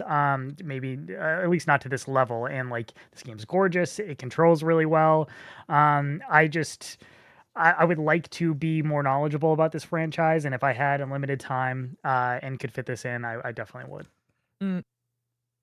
Yeah. Who's doing cool. this? It's not Bandai, is it? It's Bandai. It is. It is Bandai, right? Yeah, Okay. apparently it's No. great, but No PSVR 2 support. What are we doing, dude? I man, would love that. All 6 That would be people so are really sick. pissed Yeah. off right now. All- All They had, 6 it for, people. they had it for Ace I have Combat one. 7, and it was really cool for that. Yeah. Jacob, you're one of the Damn. 6. You're one of the 6 people. Yeah, I am. That's I pissed. am. That headset calls to me. I walk by it every day, and I'm like, It's the man, problem is Green it Goblin rocks. mask. It rocks. it's It just Wait, what is needs this? more A headset? content. PSVR Oh, 2. Yeah. It just needs more content, but like the actual headset is a night and day difference from the PSVR 1. You know, like it's a good Yeah. headset. I got to get It back just to RE8. Nick and I did a Yep. 3-hour stream earlier Yeah. this year in Nice. PSVR 2, and it was phenomenal, Yes. dude. It's Yeah. so good. Have you done For the RE RE4? Have you games. done Yeah, I've RE4? tried RE4. Yeah, I played like the that's first good. like 5 hours of Nice, that. nice. Can't Cool. play too much of it though. It does make me a little Agreed. bit wheezy. Yeah. Sure. Yep. Dude, Resident Evil, man. We got freaking somebody brought up the fact that like next year has Resident Evil Veronica on a podcast recently, and I was like, oh fuck yeah, dude! Like I Oh, just yeah. want Don't stop. just give me Just another don't one. stop. Just give We're me so another bad. one. Oh, dude, life's good. Resident Evil Requiem. I would spend all my money on that game. Anyways, next up, Agreed. Gears of War E-Day. $2 from Jacob. Mm-hmm. $3 from me. I'll go 4. Oh, this sucks. Yes, it does, because you spent how much on Control? It was worth every cent. Someone else raised the price. I can't. Someone else raised the price of this. I can't raise it anymore. I can't spend $5 on it. Like there's other games that I am more excited for that I think I'm gonna need that $5 for. So Sure. does anyone else want to get in? I assume not. Jacob, it's sold to you, my friend, for that was $4. a steal. That is the That was a greatest steal. steal. Like I'm Yeah. not a Gears guy. Like Yeah. before you go on your spiel, Yeah. me and Connor aren't like we're playing through the Gears trilogy throughout this year. We've beaten 2 of them. We're playing the third. I played the third growing up.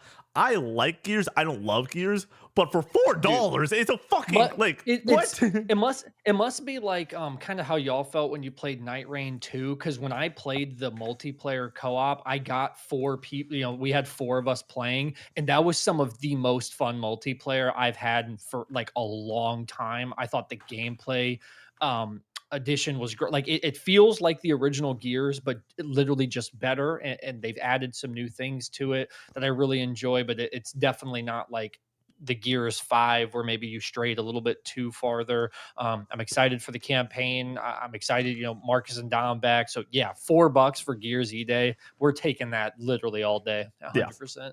That's a fucking steal. I'm interested in this game. I Yeah. like what I've played of Gears 1 and 2. I think Gears 2 is a marked step up from the first one, and I assume 3 is going to get even better.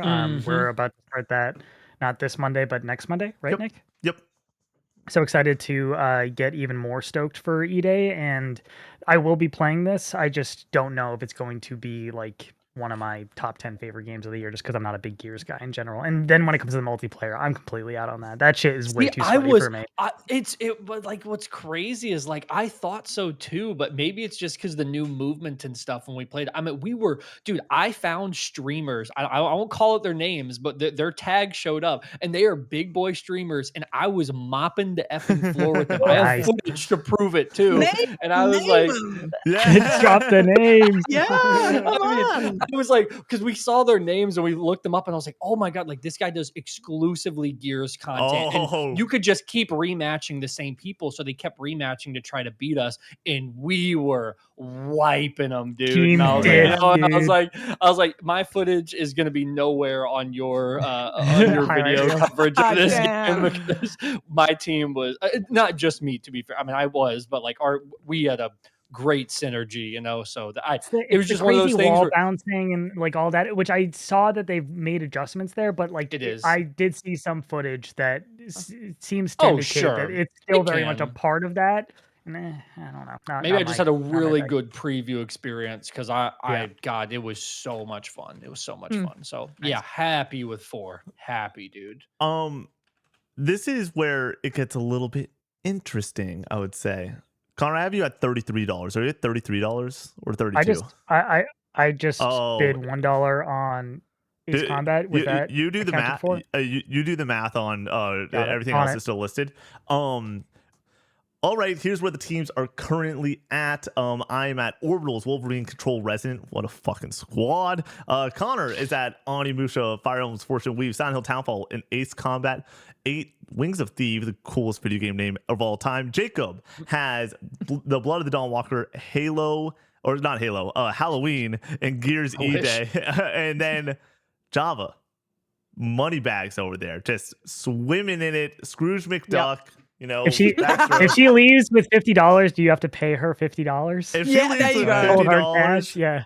She's getting none of it. This is all fake money. All No. right. Dang it. That was my Come ploy. on. That was my bet. To be fair, I'm fuming that I lost out on control. But Yep. you said you were going to go up to like 20 something odd. Yeah. I would have probably do spent that. all my fucking money. I'm like, I don't, Damn. because guess what? Now you can't play control and I can. And I'm happy about that. So that's Okay. Okay. So And I'm the Pope. yeah. All right. Next up, we have Star Wars Galactic Racer.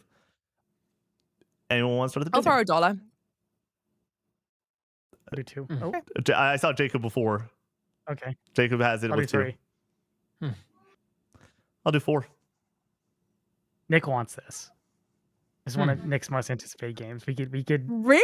scratch up the price for this. 5. Oh, 6. All right, I'll back out on that. We go with Anybody 6? else? Another one that I was ready to spend big on. I'll take it for $6, everyone. really? How Uh, much were you going to spend on this?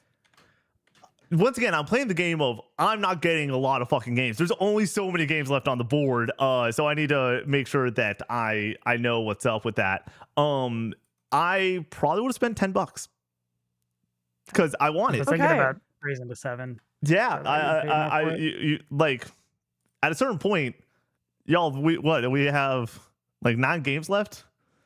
Not a lot of games left on the board, y'all. So yeah, real quick, just getting into it. This is easily in my top 5, 6 area of most anticipated rest of the year. And so I'm just like doing the math, being like, yeah, like I want this. It's probably about going to be at least 10% of my budget and maybe closer to 20. Somewhere in there was what I felt comfortable with. Yeah, I can't wait for this. The previews were glowing after Summer Game Fest, talking to certain people. I'm not going to say names outside of Connor, but like people were like fucking all in. Like certain people were like, this is my game of the show after playing like Control Resonant. And so like I got Interesting. fired up after Yeah. that. It also happened to be the game that, you know, it's on, there's always one. There's a game that's in the middle of the show floor that every single time you walk past it throughout the weekend, you're like, so what's happening over there? And that was the game for me this Summer Game Fest. So just consistently watching people play it, enjoying watching people play it and being like, yeah, like I can't wait to get hands on with it. Did you not play it? I did not. So the timing wise, yes, Connor did. Timing wise, I was like, I had a conflict of appointments, so we put Connor on it, and I was like, very jealous. Like every now and then, there's one of those moments where I'm like, man, like I just love racing games, and I love Star Wars, and I love all this stuff. Like I'm not a huge Star Wars nerd, but like this is just the whole package of. I also don't expect this to be a 10 out of 10 game.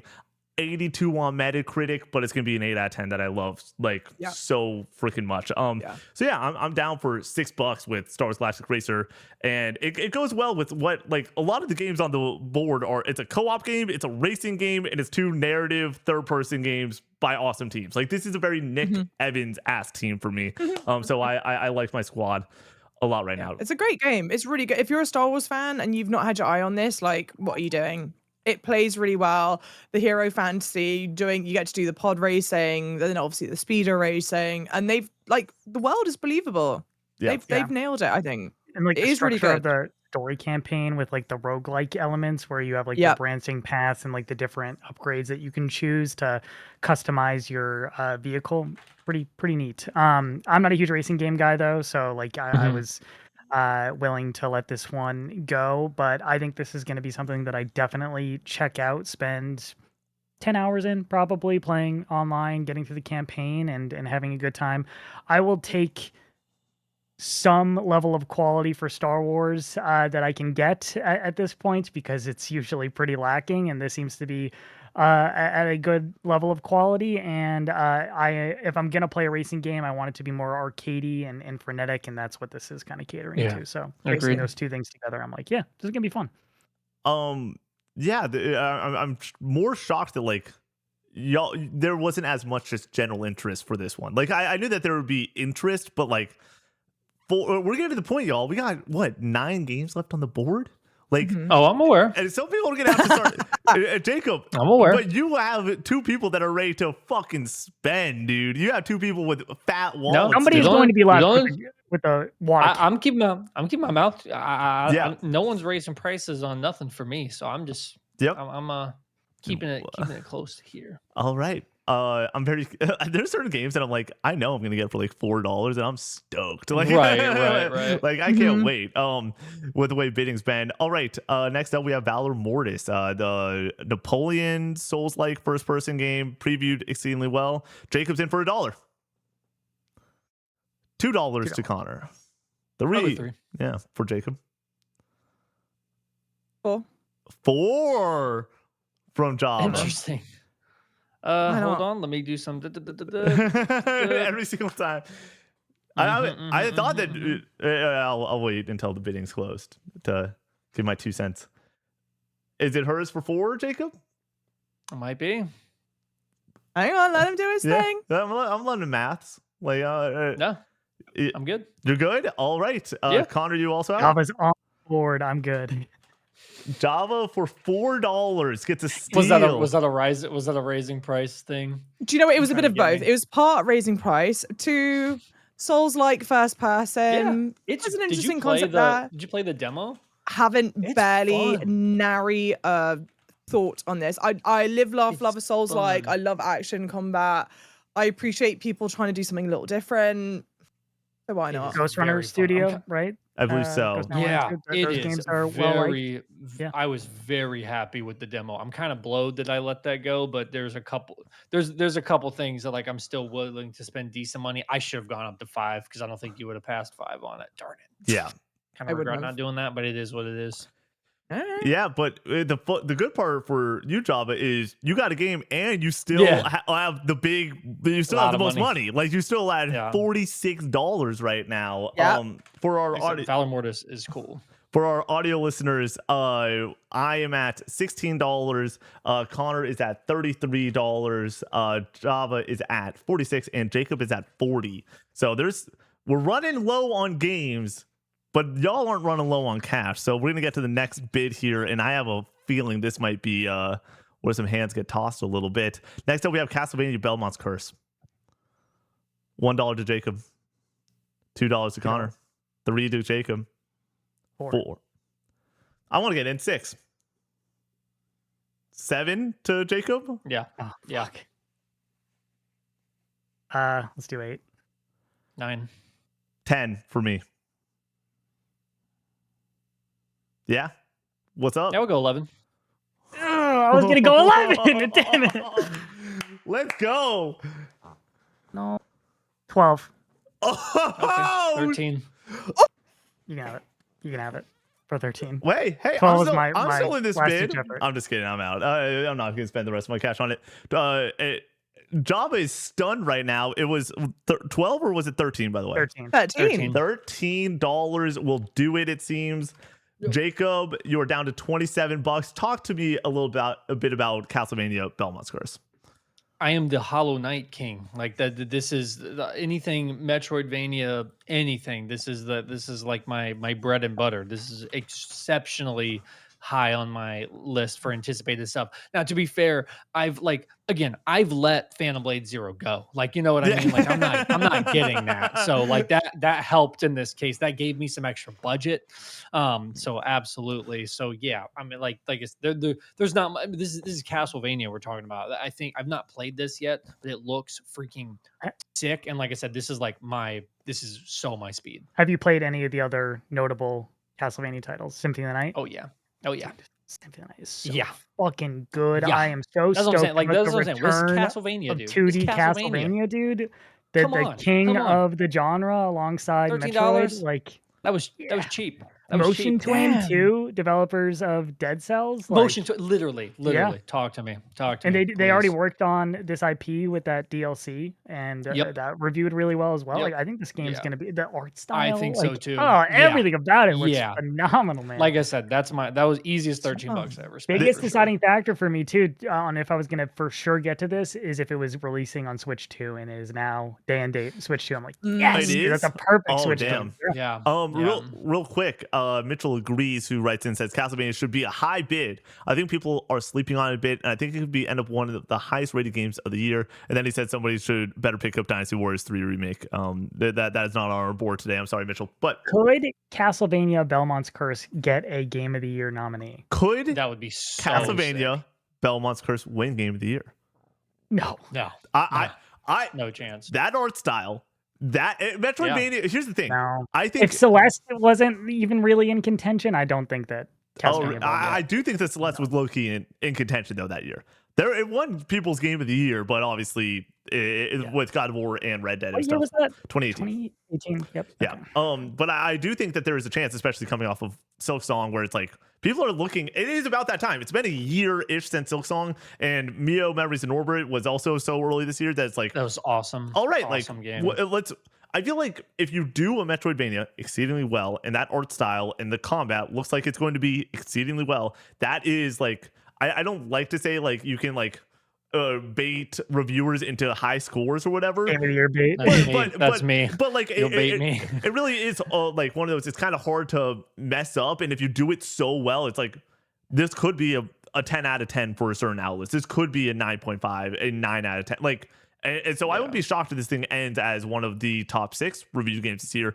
If not, well, GTA is going to come out, but that which I expect to get in the 95 to 97 range. But it'll be right there hanging out with it. I wouldn't be shocked if this gets a 93 on Metacritic even. So that's pretty awesome. I'm shooting for 9s. I'm hoping so that like that's it looks that quality, man, 100%. So yeah, easy 13. Love it. I like that the price is just decreasing for what Java's gonna have to spend on. Yeah, exactly. Literally, like I said, it's you got a little bit more money in the pocket now, Java. That's why I had some more money because I knew like we'd let that go.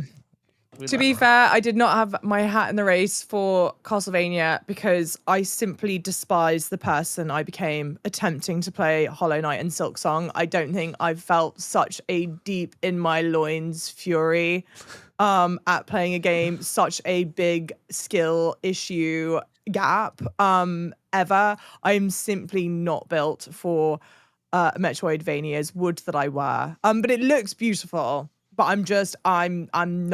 I'm get good. I'm not good at doing those platformers. So just before anyone writes in going, oh my God, no taste, blah, blah, blah. It's not that I have no taste, it's that I have no skill. There's a difference. I do like this one for over $10, by the way. I think that's like a really good number for what this should be about is around that amount. That's what I'm saying. That's why I was like, me and Connor, I was like, brother, well, this is Castlevania. Like, this is Castlevania. I think people are sleeping on this game, though, like in comparison to where you and I seem to be at. Jacob, you spent 13. Were you willing to go even higher? Oh, absolutely. I thought so too. Yeah, like 15 is definitely like where I was pushed. But again, to be fair, I have the context of, like I said, like I have 100% of my money saved from Phantom Blade, so that does alleviate a little bit. So that alleviates some. Absolutely, we're not at Phantom Blade 0 yet, though. First up, beforehand is Final Fantasy Resonance. $1. $2. $3. $4. You can have it. Have it for $4? Yeah. Good. This was exactly what I said literally like 15 minutes ago. I'm like, there's a lot of $3 to $4 games that I'm excited about, and this was one of them. First 2D turn-based Final Fantasy in fucking how long? Like, it's been a minute since we've had a new Final Fantasy come out that's a 2D game. I don't know if y'all know this, Java and Jacob. I like Final Fantasy. Like, that's a thing that I enjoy. The one Buster Sword in the corner doesn't show it enough, but the second one in the kitchen really shows off how much I enjoy Final Fantasy. So yeah, I this is one that I will commit on the podcast. I'm going to at least play some of it. I don't know if I'm going to roll credits, but I will definitely play some of this game, and I can't wait to play some of this game. Like this is going to be it. I hope that I fall off Fire Emblem. I hope that Fire Emblem doesn't get its hooks in me so hard that I'm not able to play Final Fantasy Resonance. When does this come out? October 20th, 22nd, 16th, around there, like one of those weeks, middle of October. So yeah, for $4, I'm happy to spend the cash. That brings me down to $12, by the way. But I'm okay with it because there's a couple more games on the board that I do want, and I can get for a cheap amount. I assume that there's not much more discussion to be had.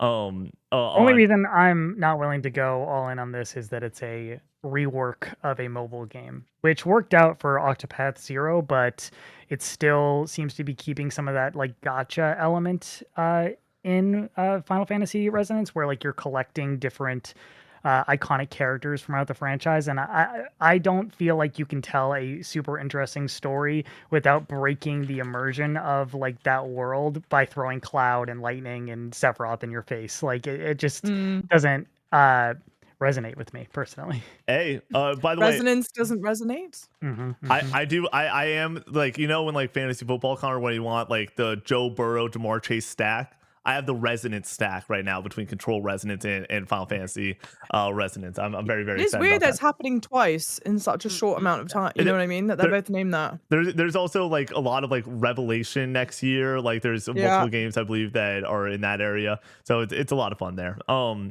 right. Moving along, I'm very excited to talk about this one because Connor's going to try to raise the price and then he's going to get stuck with it. Nintendo Switch Sports Resort. Worth noting, Nick is very, very high on Nintendo Switch Sports. He sunk like 50 hours into that game, mostly in his boxers with his friends in college. There are great videos, like phenomenal videos that are timestamped at 3 and 4 in the morning of me, my buddy Chase, and my buddy Jake, just like full on playing tennis in our boxers, just like screaming. It's a great time.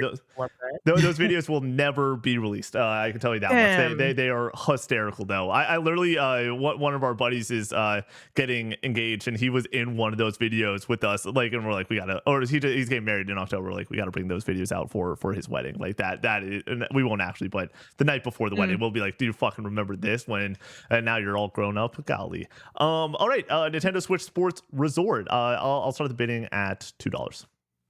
$3. $4. $5. $6. You can have it. Yes. Oh wait. Wasn't gonna let him get away with spending. Does anyone else, I assume, not want to get in for Switch or Resort? Yeah. If you went to 7, Connor, I would have stuck you with it. Just because I thought it'd be funny. But this is, I've said it multiple times on the podcast, me and about 24 people will be playing Switch Sports Resort on release weekend on that Friday, and then maybe even bleeding into Saturday. We have a tournament bracket set up. We have teams decided. We're now splitting into 4 teams instead of 2 teams because of how many people want to play. This is going to be like one Nick of my favorite paying weekends. all of his friends to come over and play this game. Hey, guess what? We're going to somewhere else. My apartment can't handle that amount of people. My apartment can handle. We've had 11 people in this living room before, which was too many. It was 1,000 degrees. But we're going to a place that has more seating by quite a bit. So yeah, I'm very, very excited for Switch Sports Resort. It's going to be it's going to probably be my number 10 game on my game of the year list when it's all said and done, because it will be the game that I potentially have the most fun with this entire year. How much heat there is? That's wild. I'm sorry. Do you understand how much fun video games can be when you're hanging out with everyone? Like, fun per minute. Off the charts. It's off the fucking charts, dude. I need to go and lower my cash amount on the graphic real quick. But as I say that, next up, Call of Duty Modern Warfare 4. Where are we at with Call of Duty in general at this point? By the way, I'll bid $1. We could talk about that after the fact. I'll start with $1. Am I gonna get it for $1? Yeah, probably. Love it. Yeah, I'll take it for $1. I would not. This is where I'm at with Call of Duty. Java's cracking up at me right now. No, because you said I would take it for $1, and Jacob said I would not, and it was just perfect delivery. It was too good. I am thinking about what are my top 10 favorite gaming franchises of all time, and Call of Duty is in my top 10. It's what I realized literally last night. Ooh, okay. Yeah, Call of Duty used to be something. It used to be phenomenal. Used to mean something. It used to mean something. But like even Jacob, like this year playing the BO1 and BO2 ports, it's like god damn, like god tier. Those are some of the greatest games ever crafted, and it's been a far cry since we've had that. But I still long time since a fantastic Call of Duty. Like the last one that I would say is like top tier is BO3, and then like a step down from there is Modern Warfare 2019.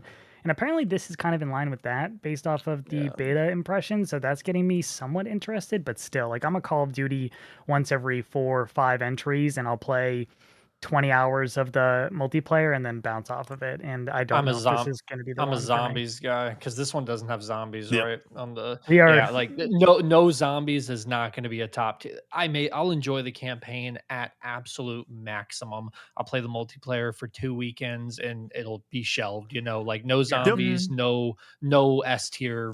Not Yeah. worth. Nick, Not Nick worth and it I for are me. both also zombies focused Call of Duty players, but you and me and you, Jacob, and I think Nick as well, disagree on the modern zombies quality. BO6 zombie sucks. Like I can't do it. BO6 Zombies is not great. Like for me, it's a massive step down. That is why I gave that game an Me 8 too. overall. I gave BO6, Yeah. but BO6's campaign and multiplayer suite was a blast in my Very opinion. fun. I had a Very great time fun. with both those. BO6 is the most fun I've had in a good minute across the board. But totally. Yeah, Don't get me wrong. I do not think BO6 is in the same Same. stratosphere as OG Zombies, but it's the best, like most modern that I've played in quite a bit. I will say so. something that none of us I think can talk to is how good BO7 zombies are. Apparently, BO7 zombies is the closest we've had since BO3, even surpassing BO4 for many people. People keep saying that, but again, like I'm so checked out of Call of Yep. Duty, I literally have not even played. But people it, also said that's- that BO6 zombies was good, so I That just is don't know true. if I can really I trust played- that take. I put 15 hours into BO6 zombies. Like I put in a good amount. This was also like I put well more than that. Yeah, nice. But like I tried to complete the Easter egg a couple times on that first. Like it's all right, but the multiplayer suite was great. And though you mentioned this, Jacob, you're like, yeah, like I might play the multiplayer for a couple weeks. I'm putting $1 down because I'm going to play the multiplayer for a couple weeks, and like that, and then I'm gonna dip out and be completely fine and get ready for GTA. But like for $1, yeah, Sure. I'm down. I would just say figure if there's that like a- buck cost me Ocarina of Time, it ain't worth it. I think there's like a 75% chance that I don't pick up Modern Warfare 4 at all. Agreed. And that 25% chance is just if I pick it up and play like 10 hours maximum of the multiplayer. So I'm willing to give it up for $1. By the way, I went into this being like, I know I'm not going to get a lot of the big boys, but I am thankful that I got as much as I did when it came to the small fries. Like I have a roster of games for the rest of this year. Just a little update on the score as we go into these final 4. I'm at $5. I got a cool Abraham Lincoln in the pocket. Connor is at $33. Jacob is at $27. Java is at $46. My roster as it stands right now, it's Orbitals, Wolverine, Control Resonance, Star Wars Galactic Racer, Final Fantasy 7, Final Fantasy Resonance, no 7, Switch Sports Resort, and COD MW4. Connor has Onimusha, Fire Emblem, Fortune Sweep, Silent Hill Townfall, Ace Combat 8. I believe that's it, right, Connor? Java has Valor Mortis. Jacob has The Blood of the Dawnwalker, Halloween, Gears of War E-Day, and Castlevania Belmont's Curse. All right, I feel like I don't know if you guys watch The Office, but there's that like a great auction scene in The Office where it's like, I know you're all here just for the Bruce Springsteen tickets. Like that is why we're all here. That's Phantom Blade Zero. It feels like with this panel. So I'm gonna start the bidding with Phantom Blade Zero at $5. $33. Would you believe it? I'm gonna go 34. And that will close it out. That is the most money that can be spent. Yeah. And now I get to go on my tirade. Thank you. This is my podcast now. Do you know what? There was a point where I was going to go, once I knew I lost out on Control Resonant, for a minute I was going to go keep the 50 and just as a bit, just spend all 50 on Phantom Blade. But then I was weak with Valor Mortis. Listeners, watchers, I'm telling you, I'm putting my stake in the ground right now. This will win Game of the Year. I know everyone goes, GTA 6, GTA 6. No, wrong. This is going to win Game of the Year. This is truly something special. If you've not kept a close eye on Phantom Blade, please check it out. I have had the honor, the privilege, the pleasure of playing between 5 and 6 hours of Phantom Blade. I've played like 4 odd of the demos at this point. It is absolutely phenomenal. The combat feels incredible. It feels like something we've not seen before. The world building is amazing. The combat style, I think, is fantastic. The bosses are incredible. I cannot sing this game's praises enough. There is no detail too big or too small that's been overlooked in this. All of the combat action is 100% motion captured by people who have been studying wuxia since they were like, I don't know, 6 years old or some shit. And you feel it when you play the game. It is absolutely effing incredible. And worth the $30 whatever dollars. Yeah, well worth it. I like if I had the option to bid all my money and get this game, I would have done it.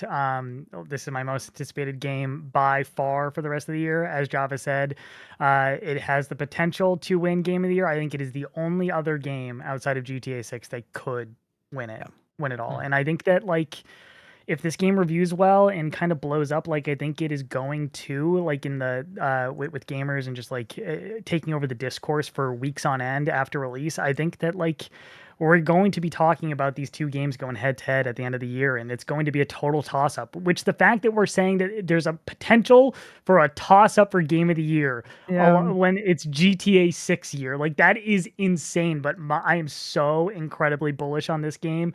I think that the combat from the 20 minutes that I got to play 2 years ago is phenomenal. It makes you feel like a total badass. It's quicker than like your Souls like, so it's a little bit more action focused, but it's about as difficult as a Souls like in line with those FromSoft games. And I think it will be compared to Souls like games because of that level of difficulty, but they are definitely trying to carve their own path and differentiate themselves from others in this genre. I think that this will put it's not S Game. Who's the studio? Is it S Game? It is S Game. Yeah, it is S Game. I was getting them and Game Science confused. I always get them mixed sure. up. I think they will be looked at after this game as one of the greats in this genre alongside FromSoft. Like I really like from a visual standpoint, from a combat standpoint. I don't know much about the story. I've been media blackout on this game for a while. We got that whole state of play. Not watching it. I'm all in. I don't need to see any more. Okay. I can't wait. Like I thank God they moved it from September, so it has a little. Oh bit my of God, I room. know. Yeah. I know. And one, it's like they're doing really cool things. Obviously, this is no story spoilers. I don't know enough story to spoil it. But like in the difficulty, when you increase the difficulty, because there are difficulty selections, it's not a Souls-like in that sense. It's definitely like an action game. And they're very bullish on making sure people know it's not a Souls-like. But what they've done that I think is really interesting is that when you go up a level of difficulty, it's kind of like, you know, when you play Baldur's Gate and you do the honor mode, the bosses have like different special move sets. The same thing happens in the difficulty increase here. Also, the enemy AI is a lot more intelligent, so they'll be like blocking, parrying your moves. It's not just like they have a bigger health pool and like they do more damage. It's like very, very smart. There's also that hardest difficulty where like you age up or whatever. 66 like you have days. 66 days. Mhm. Yeah, that's so cool, dude. I cannot It's wait so to cool. watch like really high skilled players try to get through that in the weeks and months post launch. I think that's going to be really cool for like streamers. Oh, 100. I'm locking in that bitch because it's, for those of you that don't know, part of the story's lore is that your character, Soul, only has 66 days to live. So once you complete the game, there's an even higher difficulty mode called 66 days where you're only allowed to die 66 times. If you die more than 66 times, it's game over. Like It sends you stage. straight back. Yep. That's so Yeah, sick. and it's played, and it's 66. You're only allowed to die 66 times, but you're also playing it on the hardest difficulty. So the bosses have different boss moves, and the AI is more intelligent, and whatnot. It's sick. It's really sick.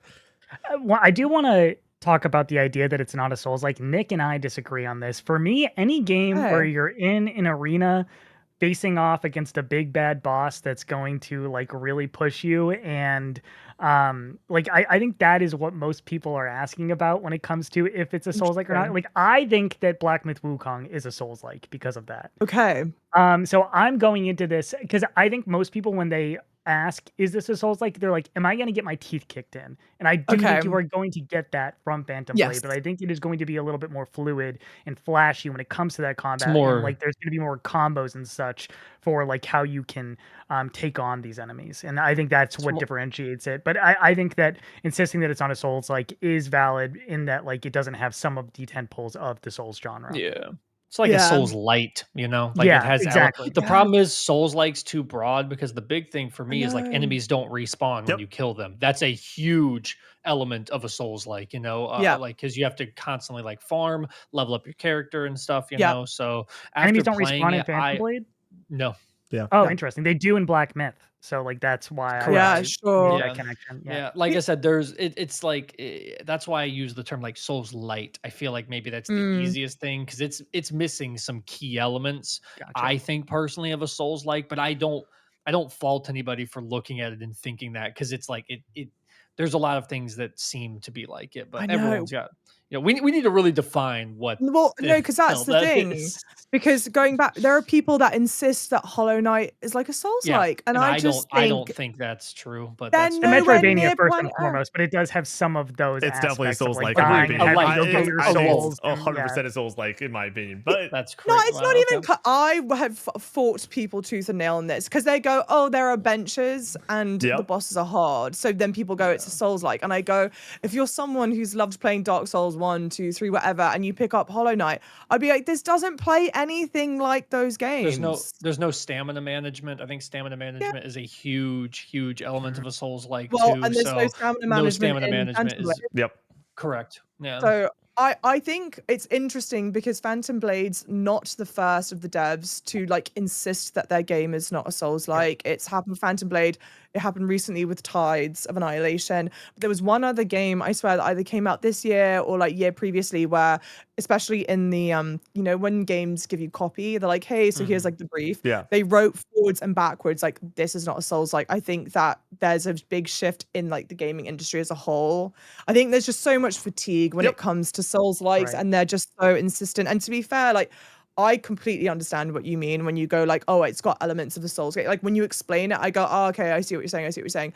But like when you're like hand on controller, Right. it feels like action game to me, Right. in my opinion. For me, Versus the biggest Souls-like feeling that I get when I play a FromSoft game is I'm fighting a boss.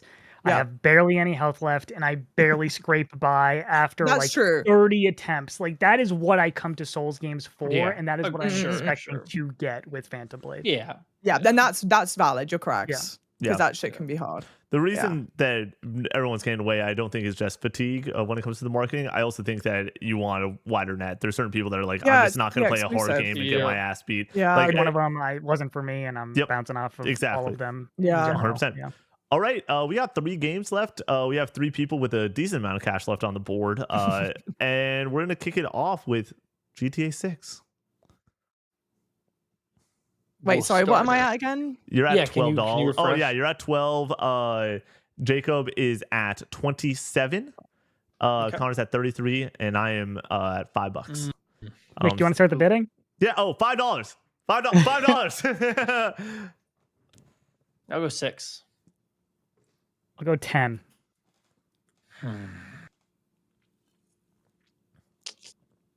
He has so much more cash than me. At least go raise 11. at least raise the price on them. Like, come on. I'll go. Yeah, I'll go 11. 12. All right, job is out. I knew it. Yeah. I went all in with Phantom. I said, you know what? I'll accept it. 12. 13. 14.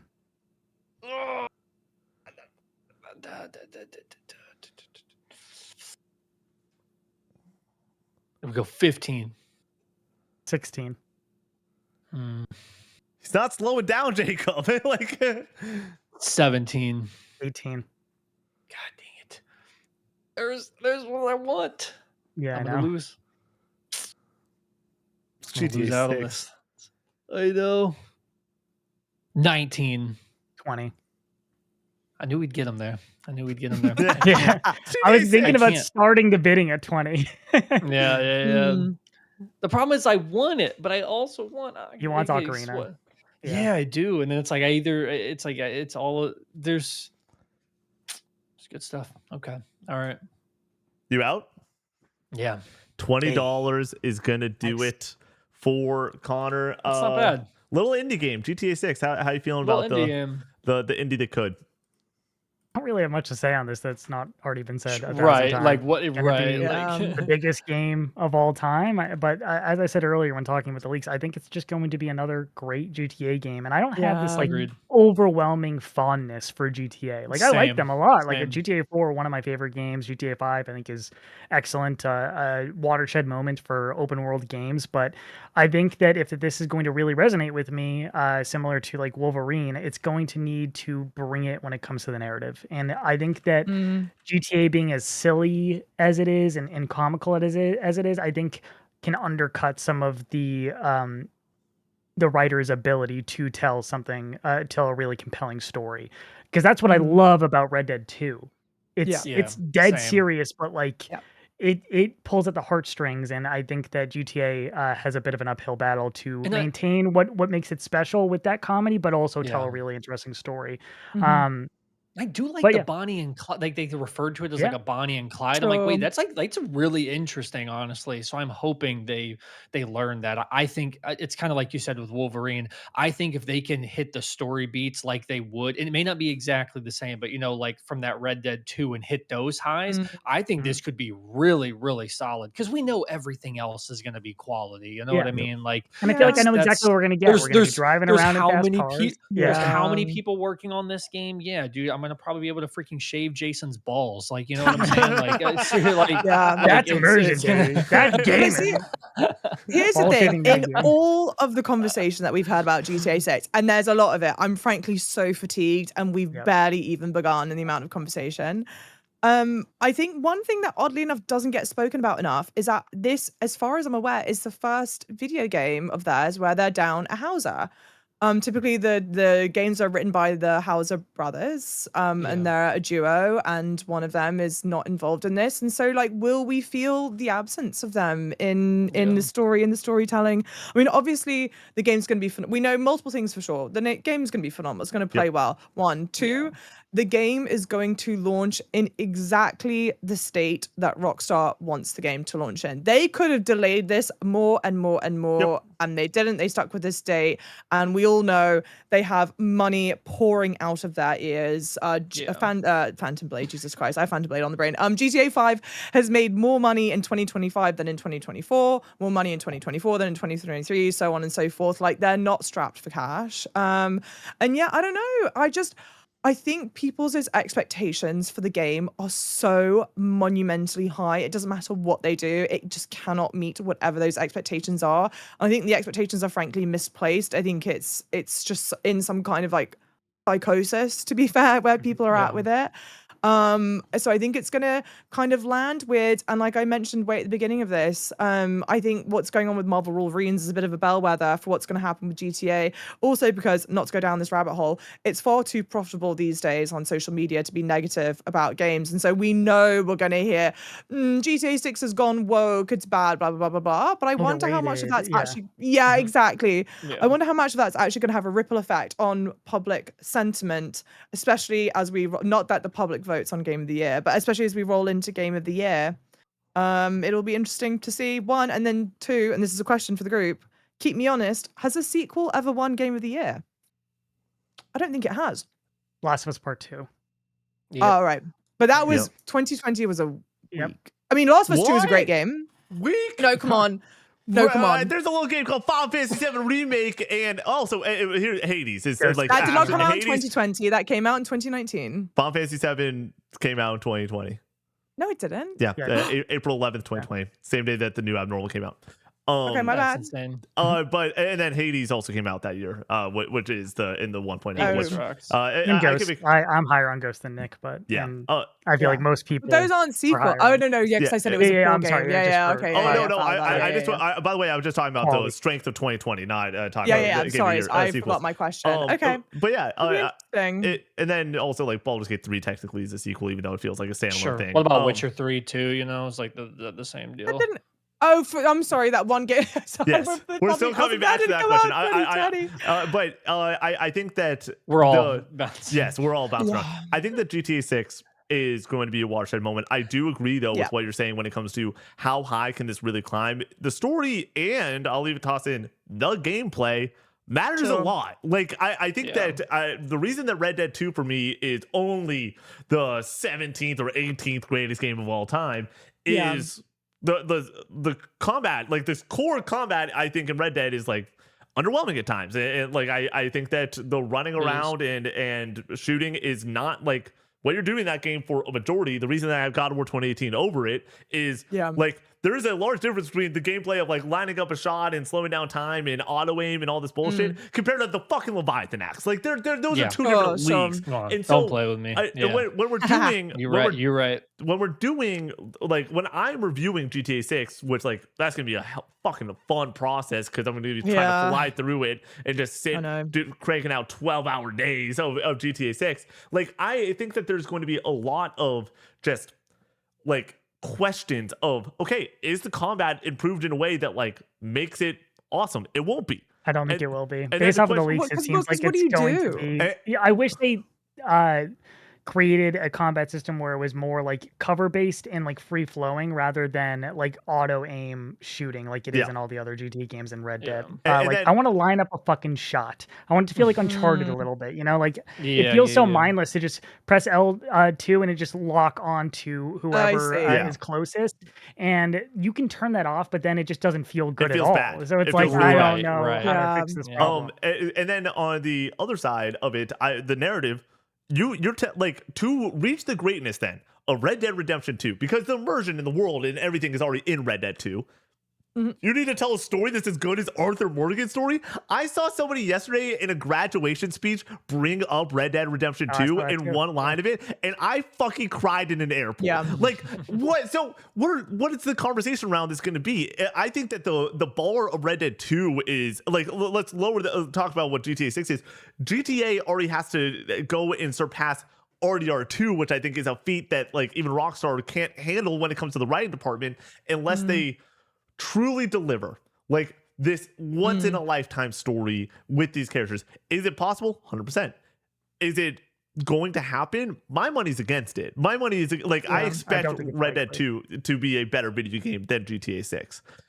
But the main question is the world's gonna be phenomenal. All the things you're gonna be able to do, as Jacob so eloquently put it, you're gonna be able to shave Jason's balls. Like there's so much that you're gonna like be able to do. But the question is that stuff going to push it over the narrative titan that is Red Dead 2? I don't know. I don't think so. And then if the narrative isn't as good as Red Dead 2 and the world it's gonna be filled out and awesome, but the combat is that awesome, like I totally think that Phantom Blade Zero can like slide into the DMs last second and get snatch the chain of GTA, like the throne that it's sitting on. Like, yeah, I think that there's 100% a chance. And so, yes, people will be disappointed. People will say it's overrated. I also still expect it to be one of the greatest gaming experiences I ever have in my lifetime. So it's a weird I issue. think the general gamer sentiment is that this game is going to be their shit and they're going to love it and be banging the drum come TGA's saying that it should win Game of the Year. But I also do think that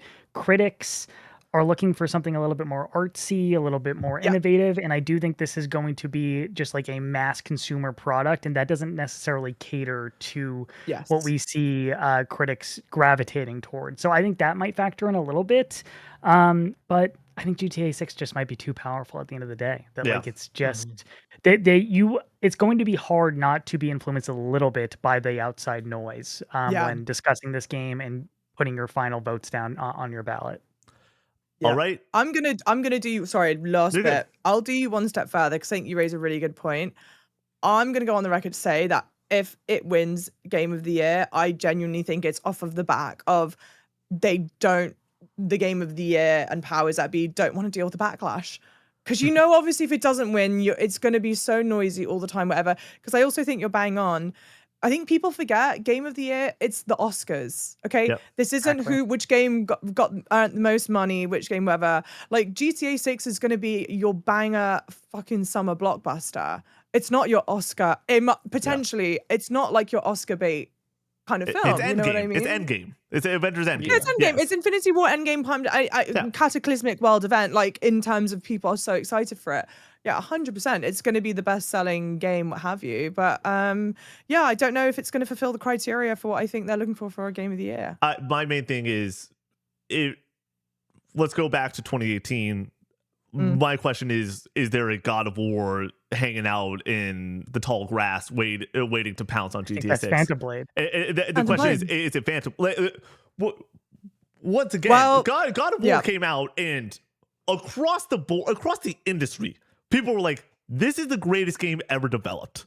Like, so Phantom Blade, like, that was the conversation around God of War. I go back every now and then, like, that's a great like driving podcast. I'll like be like, oh, I haven't listened to this creator that I like talk about God of War, and they've been in the industry for a while. Same. They got to have a I do video. the same. And then I go search them. Of course they have a video, and they're like, yeah, this was the greatest fucking game ever. And so you need something on that level. And I think the Phantom Blade, by the way, I'm like, can't wait for Phantom Blade. Totally could be it. But you need that level to go in and punch at Rockstar. You need. Well, I do think GTA 6 though is going to be a step down from the quality of Red Dead 2. So like you have to also lower the bar for whatever that other game is below God of War. But I also believe that I think Phantom Blade is going to be better than God of War. I think God of War. Oh, fuck you. I think that God of War. Yeah, I don't know that I'm there. I'm lower on God of War now than I was when I first played it. I thought that was my favorite game of all time when I first played it. And now it's like not even. Yeah, in the top same. 20.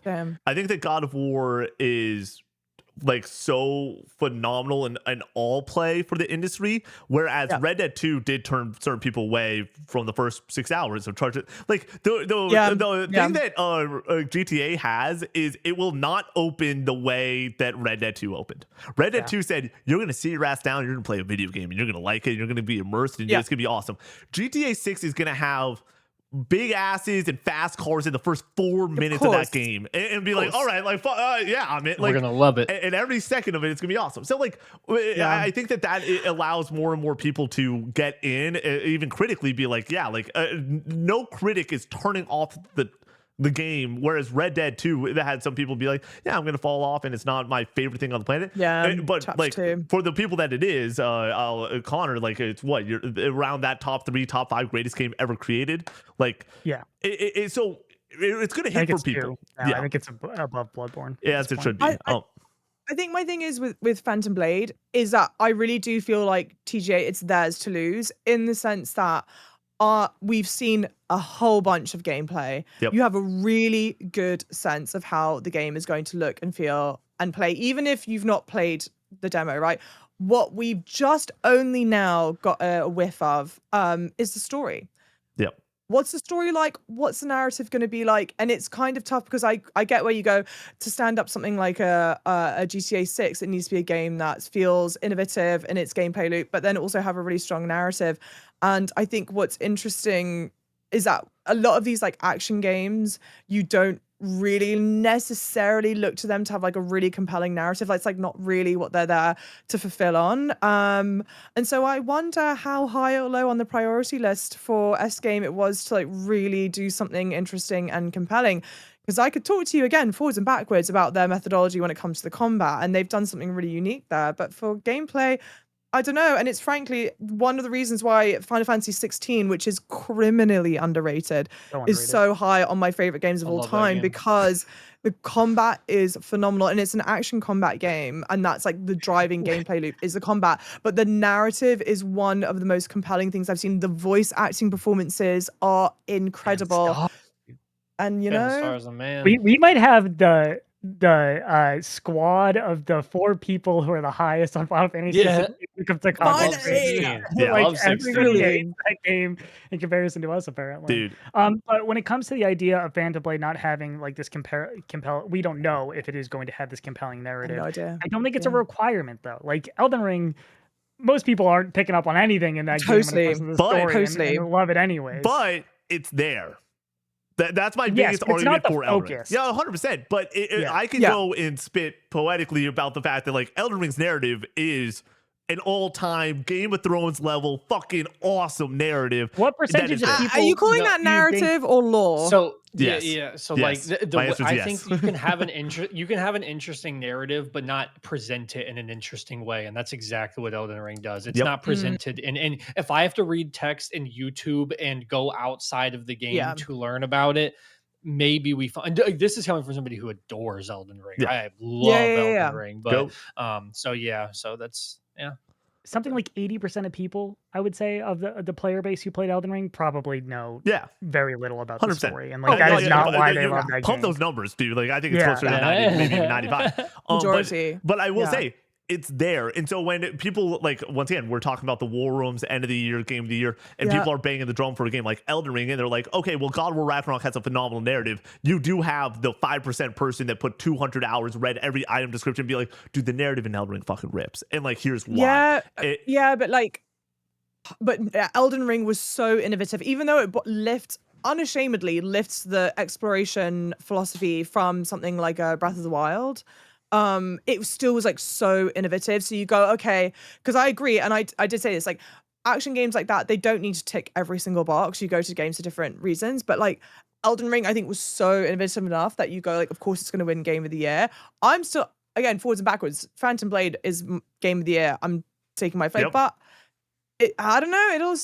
Is it enough? Are people going to be focusing on the narrative? Is that a really important Yep. decision-making factor when going up against GTA 6? Maybe. Oh, well, And we don't know. I think that Yeah. the best case that Phantom Blade is going to have for it is the gameplay of Phantom Blade is going to be better than the gameplay of GTA 6. Like that. Oh, so no contest. yeah, For sure. exactly. So, Yeah.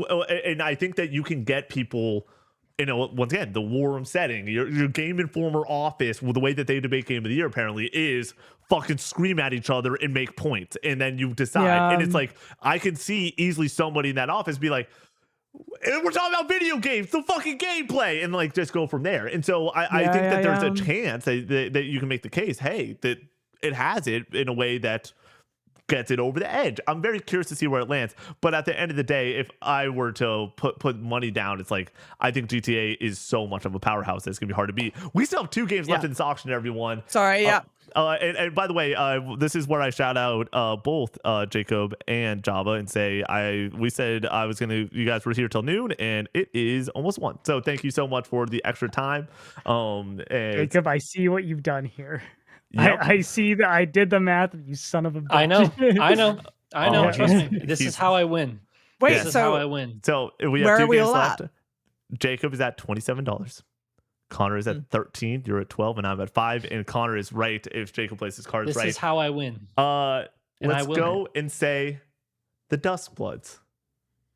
$13. This is how I don't win. Yeah, I was about to say, Jacob, your job there was to say 13 faster than Connor, dude. That's fair. I think is that going to close? Or I assume you're not going higher than 13, Jacob, because the last game on the board. No. Okay, that means Connor gets it with $13. The Dust Bloods. I wanted to turn Good for to you. Mr. Jacob Stevens real quick. Real like phenomenal video, buddy. Like a video that like I really do think is like one of the best videos I've seen from you. Maybe this year, talking about the Dust Bloods and why you're not vibing with it. So I want to start nice. with you and ask like why. Let's get some of that freaking awesome content from your page on this podcast, because why are you not feeling the Dust Bloods just in general? Yeah, I did not realize it was going to be so PvP heavy. And I know it's PvPvE. So the end of Elden Ring Night Rain, you work up to the Overlord, or the Night Lord or whatever. And that's like one of the coolest aspects of the gameplay loop. And in this one, your final reward is you facing off with 2 other real players, like no final boss, like none. Now, I was told this is obviously a network test. But I mean, in the network test of Night Rain, we got to fight the multi-head dog or whatever, which was awesome. And so this just didn't have that moment. The art style is a masterpiece. Like the music is awesome. The gameplay's fun. You have a triple jump, but just like I literally don't like the core of this. So like, for example, why literally Connor explained it perfectly, like why we love the From Software games for those bosses. So like right now in this game, there's 8 real players. You can go to a boss and say, hey, everyone, join me for this boss. And you all join in on this boss. You have unlimited lives until the very last the ring of the trio of people. So if I die to this boss, I just respawn, I instantly run back over it, and then so it's like the tempo of a boss battle so far from what I've played is not even there from what I Mm. like, and especially a step down from Night Rain, at least for me. I was told if you form alliances with people, which you can do, you shouldn't do the PvP at the end of it. I think you fight a boss if I understand correctly, but that's not allowed in this demo. You weren't, or in the network test. um and I'm just never going to be on board with a multiplayer one like it would be a single player game. Like, you Yeah. crafted an awesome world that it feels like I have to speed run, you know what I mean? Like, I can't, this isn't Elden Ring where like I can go soak in everything, take my time, build my character. You are literally speed running it, because in Duskbloods you have to outperform your other real people. The Souls community, the sweatiest community known to Yeah. mankind, you must outperform them or you're not making it until the final one. So it's like, it's not just like a Night Rain thing where you just survive. But I've seen so many people be like, oh, this improves the Night Rain formula. And I'm like, I Mm. don't see that anywhere. Mm. And I feel like I'm going crazy, but it's Are just you not saying that ticking the the boss fights boxes. felt too easy? Oh yeah, I mean, there's Yeah, unlimited really lives. easy. There's unlimited Yeah. lives, and then you have 8 other people or 7 other people with you fighting the boss potentially. Yeah. So it's like the tempo is just weird. It feels weird in a Souls game to die from a boss, instantly respawn, sprint back over to it, and just Yeah. continue doing your thing. You know what I mean? I'm like that, and it's just not why I want what I look for in a Yeah. Souls game. It's like, and to get some of these points to outperform everybody, you can just go like touch a fire and they're like, boom, you have more points now. And because you're supposed Yeah. to have, like they kick 2 people out of the first round and then 2 more of the second round. So you're literally just have to outperform everybody. And that's either killing bosses or just touching random things. Like I said, I don't know. It's just, I was not loving the literal loop itself, even though Mhm. the elements in the game are so awesome and why I like stuff in From Software games. But just like that Mm. loop wasn't, um it I wasn't there. I still would have taken the game because it is From Software, but I would have been fiending for this Yeah. thing if I wouldn't have played the network test, Interesting. prior to.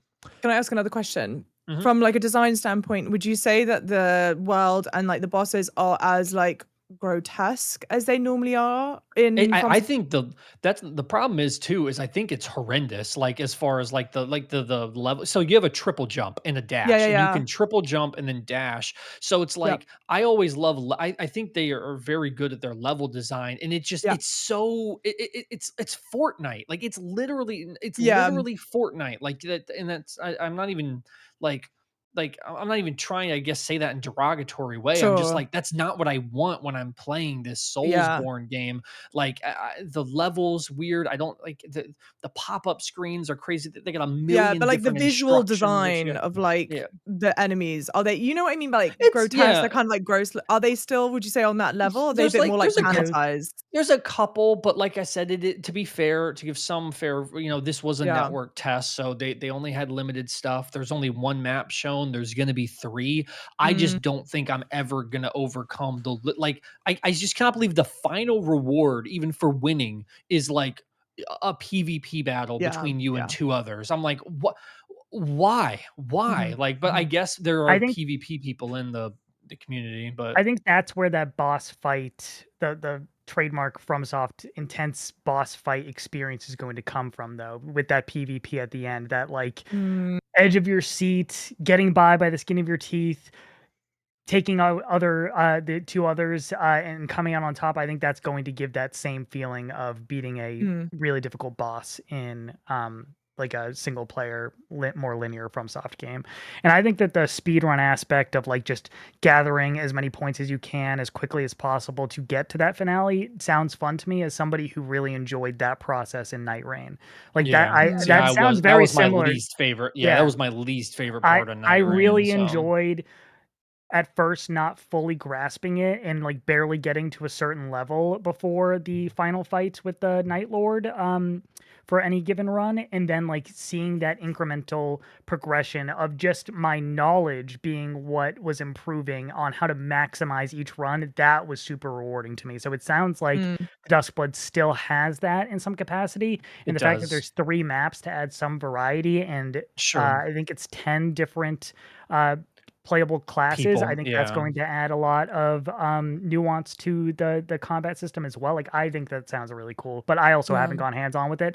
And Nick and I are a bunch of chuckleheads and forgot to sign up for the network test that it seems like every single person got into as long as you signed They up for it. did. Yeah. Yeah. Straight up. So I'll be there day one though, and I think that Yeah. this is still kind of a toss up for if it clicks with me. And I think that it's cool that FromSoft is making a game that isn't necessarily going to be for everybody, but it seems like Miyazaki is very passionate about this idea and wanting to do this not just to like chase like multiplayer trends, but to do something really different in this space. And I think that sounds really cool.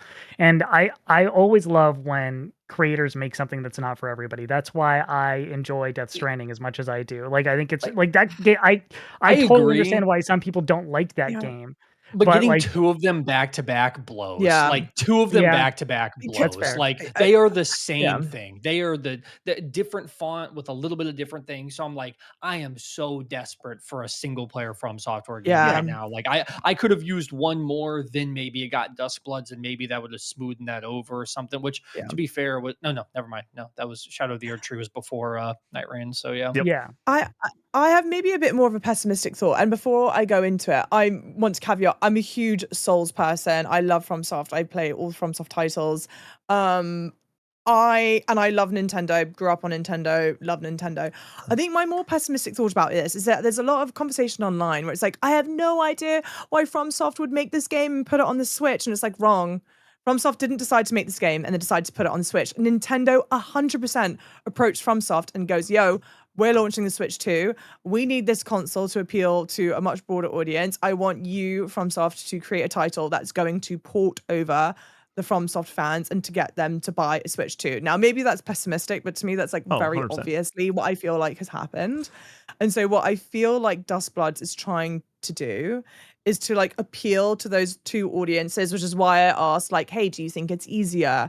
Do you feel like the visual art style, like, because I've not looked at too much, is like less grotesque. In like a lot of Oh, any of the yeah. FromSoft, I the don't bosses are I don't think that, disgusting, and so, so you think yeah. they've kept like it's still kind of grotesqueness to it? I definitely I don't think that. I just like I said, I just haven't seen enough like quality Of stuff it. to be honest, but I do think so. And I think the art is awesome. Like the art's Yeah, yeah, really yeah. cool. And but yeah, like well, it's more I mean, yeah, I mean To me, it yeah, looks like a it's prettier Bloodborne, Yeah. sure.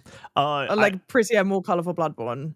Yeah. I'm But it's you're excited. trying to Oh, appeal to both. I don't know. Go ahead. Yeah, yeah. I'm excited for this, and the preview that like really got me stoked was Michael Hyam over at IGN's Oh, discussing nice. the board game esque format of this. It plays a lot like a board game would, but in real time. There's strategy to it. There is different like objectives to it that reminds them more and more of a board game. And I do think that with most board games, it's just not going to be some people's cup of tea. Like some people are gonna be like, Yeah. there's so many rules, there's too many things.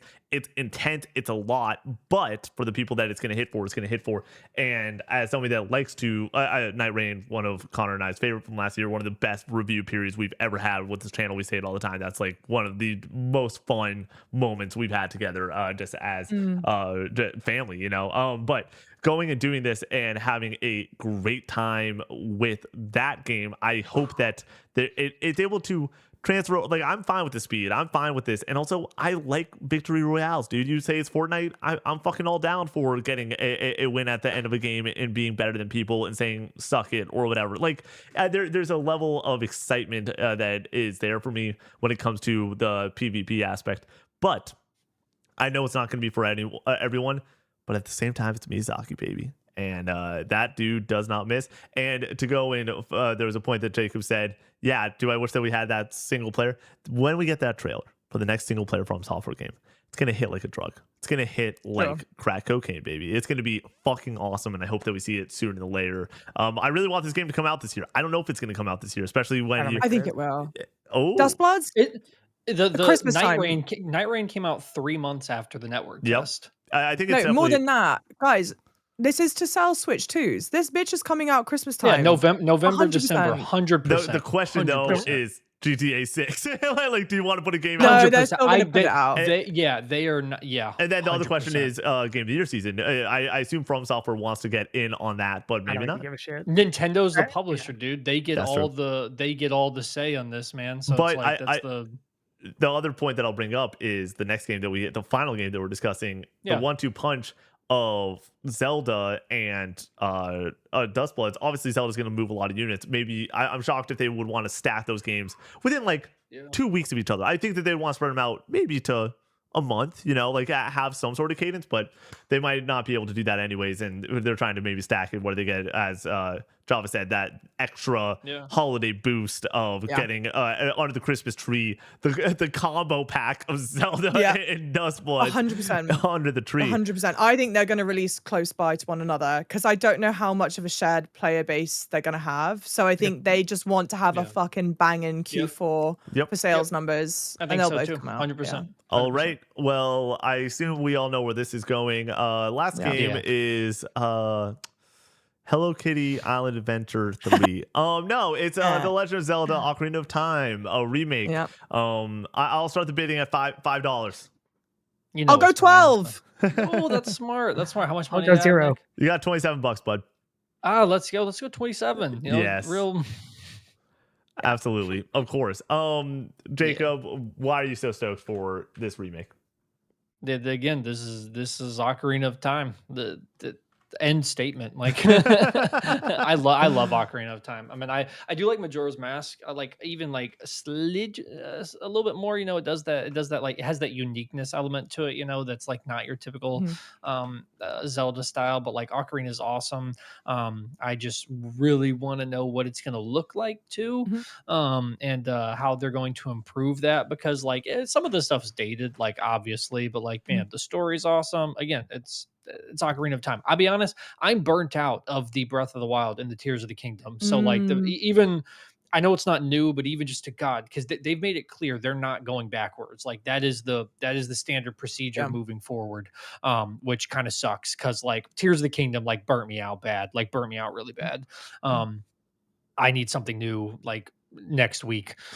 So this will fill a good gap for me of and hopefully it's good enough to like stand on its own kind of thing and add the needed improvements or whatnot. So I think it's going to be good. I think it's going to be really good. Are you expecting new content in there? I don't know like how new much story new content. I don't know that I am, to be honest. Okay. I mean, I'm literally just good for refinement, like literally. I mean, this is Ocarina. I just mainly am curious how they're gonna do like combat stuff as well and some of the bosses. But yeah, I don't know that I'm expecting new story content. I'm not sure I am because to my knowledge, this is Nintendo's like first like remake. Yeah. Not like remaster, like remake. I think so. Link's Awakening, I guess. The 2D, like that's true. chibi Yeah, kinda that was style one, I guess. that was like This might be a little bit more robust. Sure. I guess it's hard to tell because we really don't know anything yet. We've seen like a picture of Link laying down. And I'm not completely sold on it because of that one. I agree, but I also weird. I'm in the opposite boat that it's like where it's like I don't disagree with what you're saying, but I also don't want to just like I don't want to be overly negative over a literal just like him laying in bed. There's no like the lighting's down, you know what I mean? Like we haven't even seen the outside world or anything, you know what I mean? But I do agree. I am curious how that art style is going to look for sure. Not what I think thought, but like I said, I'm trying to keep an open mind at least because I'm like I said, you can say that argument on both sides, and I'm just going for like, okay, let me at least give it a little bit more shot rather than just, going crazy off of just this one picture. Well, hang on. For the people watching, throw your forearms up. Yeah. Go on. Yeah, we go. There's the Majora's and the Triforce. So Triforce and the Sheikah Slate. Yeah. Yeah. than the it. I mask. love that one. So yeah, we're gonna probably see this in about 2 weeks. Like, is what Yeah, I keep on thinking. You On think this is going to Ocarina, release in 2 No, weeks? no, we're gonna see it as direct in 2 weeks. We'll see. They'll release in like Oh, November. the direct. Sorry, sorry. Yeah, sorry. yeah. There's always a September direct, and this game is November, maybe even December. I Yeah. want more than anything. This is just the effed up part of my brain, I guess. September 24th. Release it on the Yeah. same. Oh no, not September 24th. I was gonna say release the same day as You're GTA saying 6. same day as GTA 6. Yeah, Like, yeah. like, just let a freaking there be a awesome freaking photo of GTA 6 like towering over just Link in a sword, in the Master Sword, and just like ready to fight it, because that's really what's gonna feel like. And no, I'm excited for whenever this releases. I don't know if I'm gonna play it because I played Ocarina last year, and I assume that I'm gonna be consumed with just other games, or getting ready for the Game Awards, or getting ready for Co-op Day, or whatever it is. But when it comes out, I will eventually play this remake for sure. Yeah, I just don't need this game in my life. As somebody who finally got through Ocarina for the first time in 2023, absolutely adored it, and think it holds up surprisingly well. Like, when it comes to changes with combat, like, I don't really know what they're gonna do to Yeah, freshen it up, that's because like true. even Breath of the Wild, it's kind of similar. Z Yeah, target, yeah, it dodge back is. and It forth, is. and Yeah. slash away. Like, I think that's all Yeah. that you really need to do with Zelda, because it's so focused on like puzzle solving mostly. So Yeah. maybe like help modernize the camera a little bit, and like that's really Yeah, what I I'm guess looking maybe for. that. I guess I wasn't super clear, but that's more Right. so in line of what I was talking It's about. really But just the art style that's going to be different, and I yeah, don't really personally need that. I think that the original Sure. Ocarina still looks great. I mean, like, it's an N64 game; it's more polygonal Yeah. than modern games, but I think it has a lot of Yeah. charm still, regardless. And I'm worried that the change in art style is going to strip back some of that Yeah, charm and that's like fair. make it very sterilized. And I'm That not is fair. completely sold on that. So Yeah. All right. cool. We've made it. Thank you both, Java and Jacob, for joining us. This has been one hell of a fucking podcast, one of the longest pods we've ever done on this channel. So thank you. A lot of this is going to kill me. Yeah. By the way, there was a power outage also, so thanks for dealing with that. I did get the message from Spectrum being like, "Hey, the internet's out in your area." I got 2 messages from them, so it's nice that we only had to do that one cut. If you find it in the episode, cool. If you don't, no need to go back and try to figure out when that was.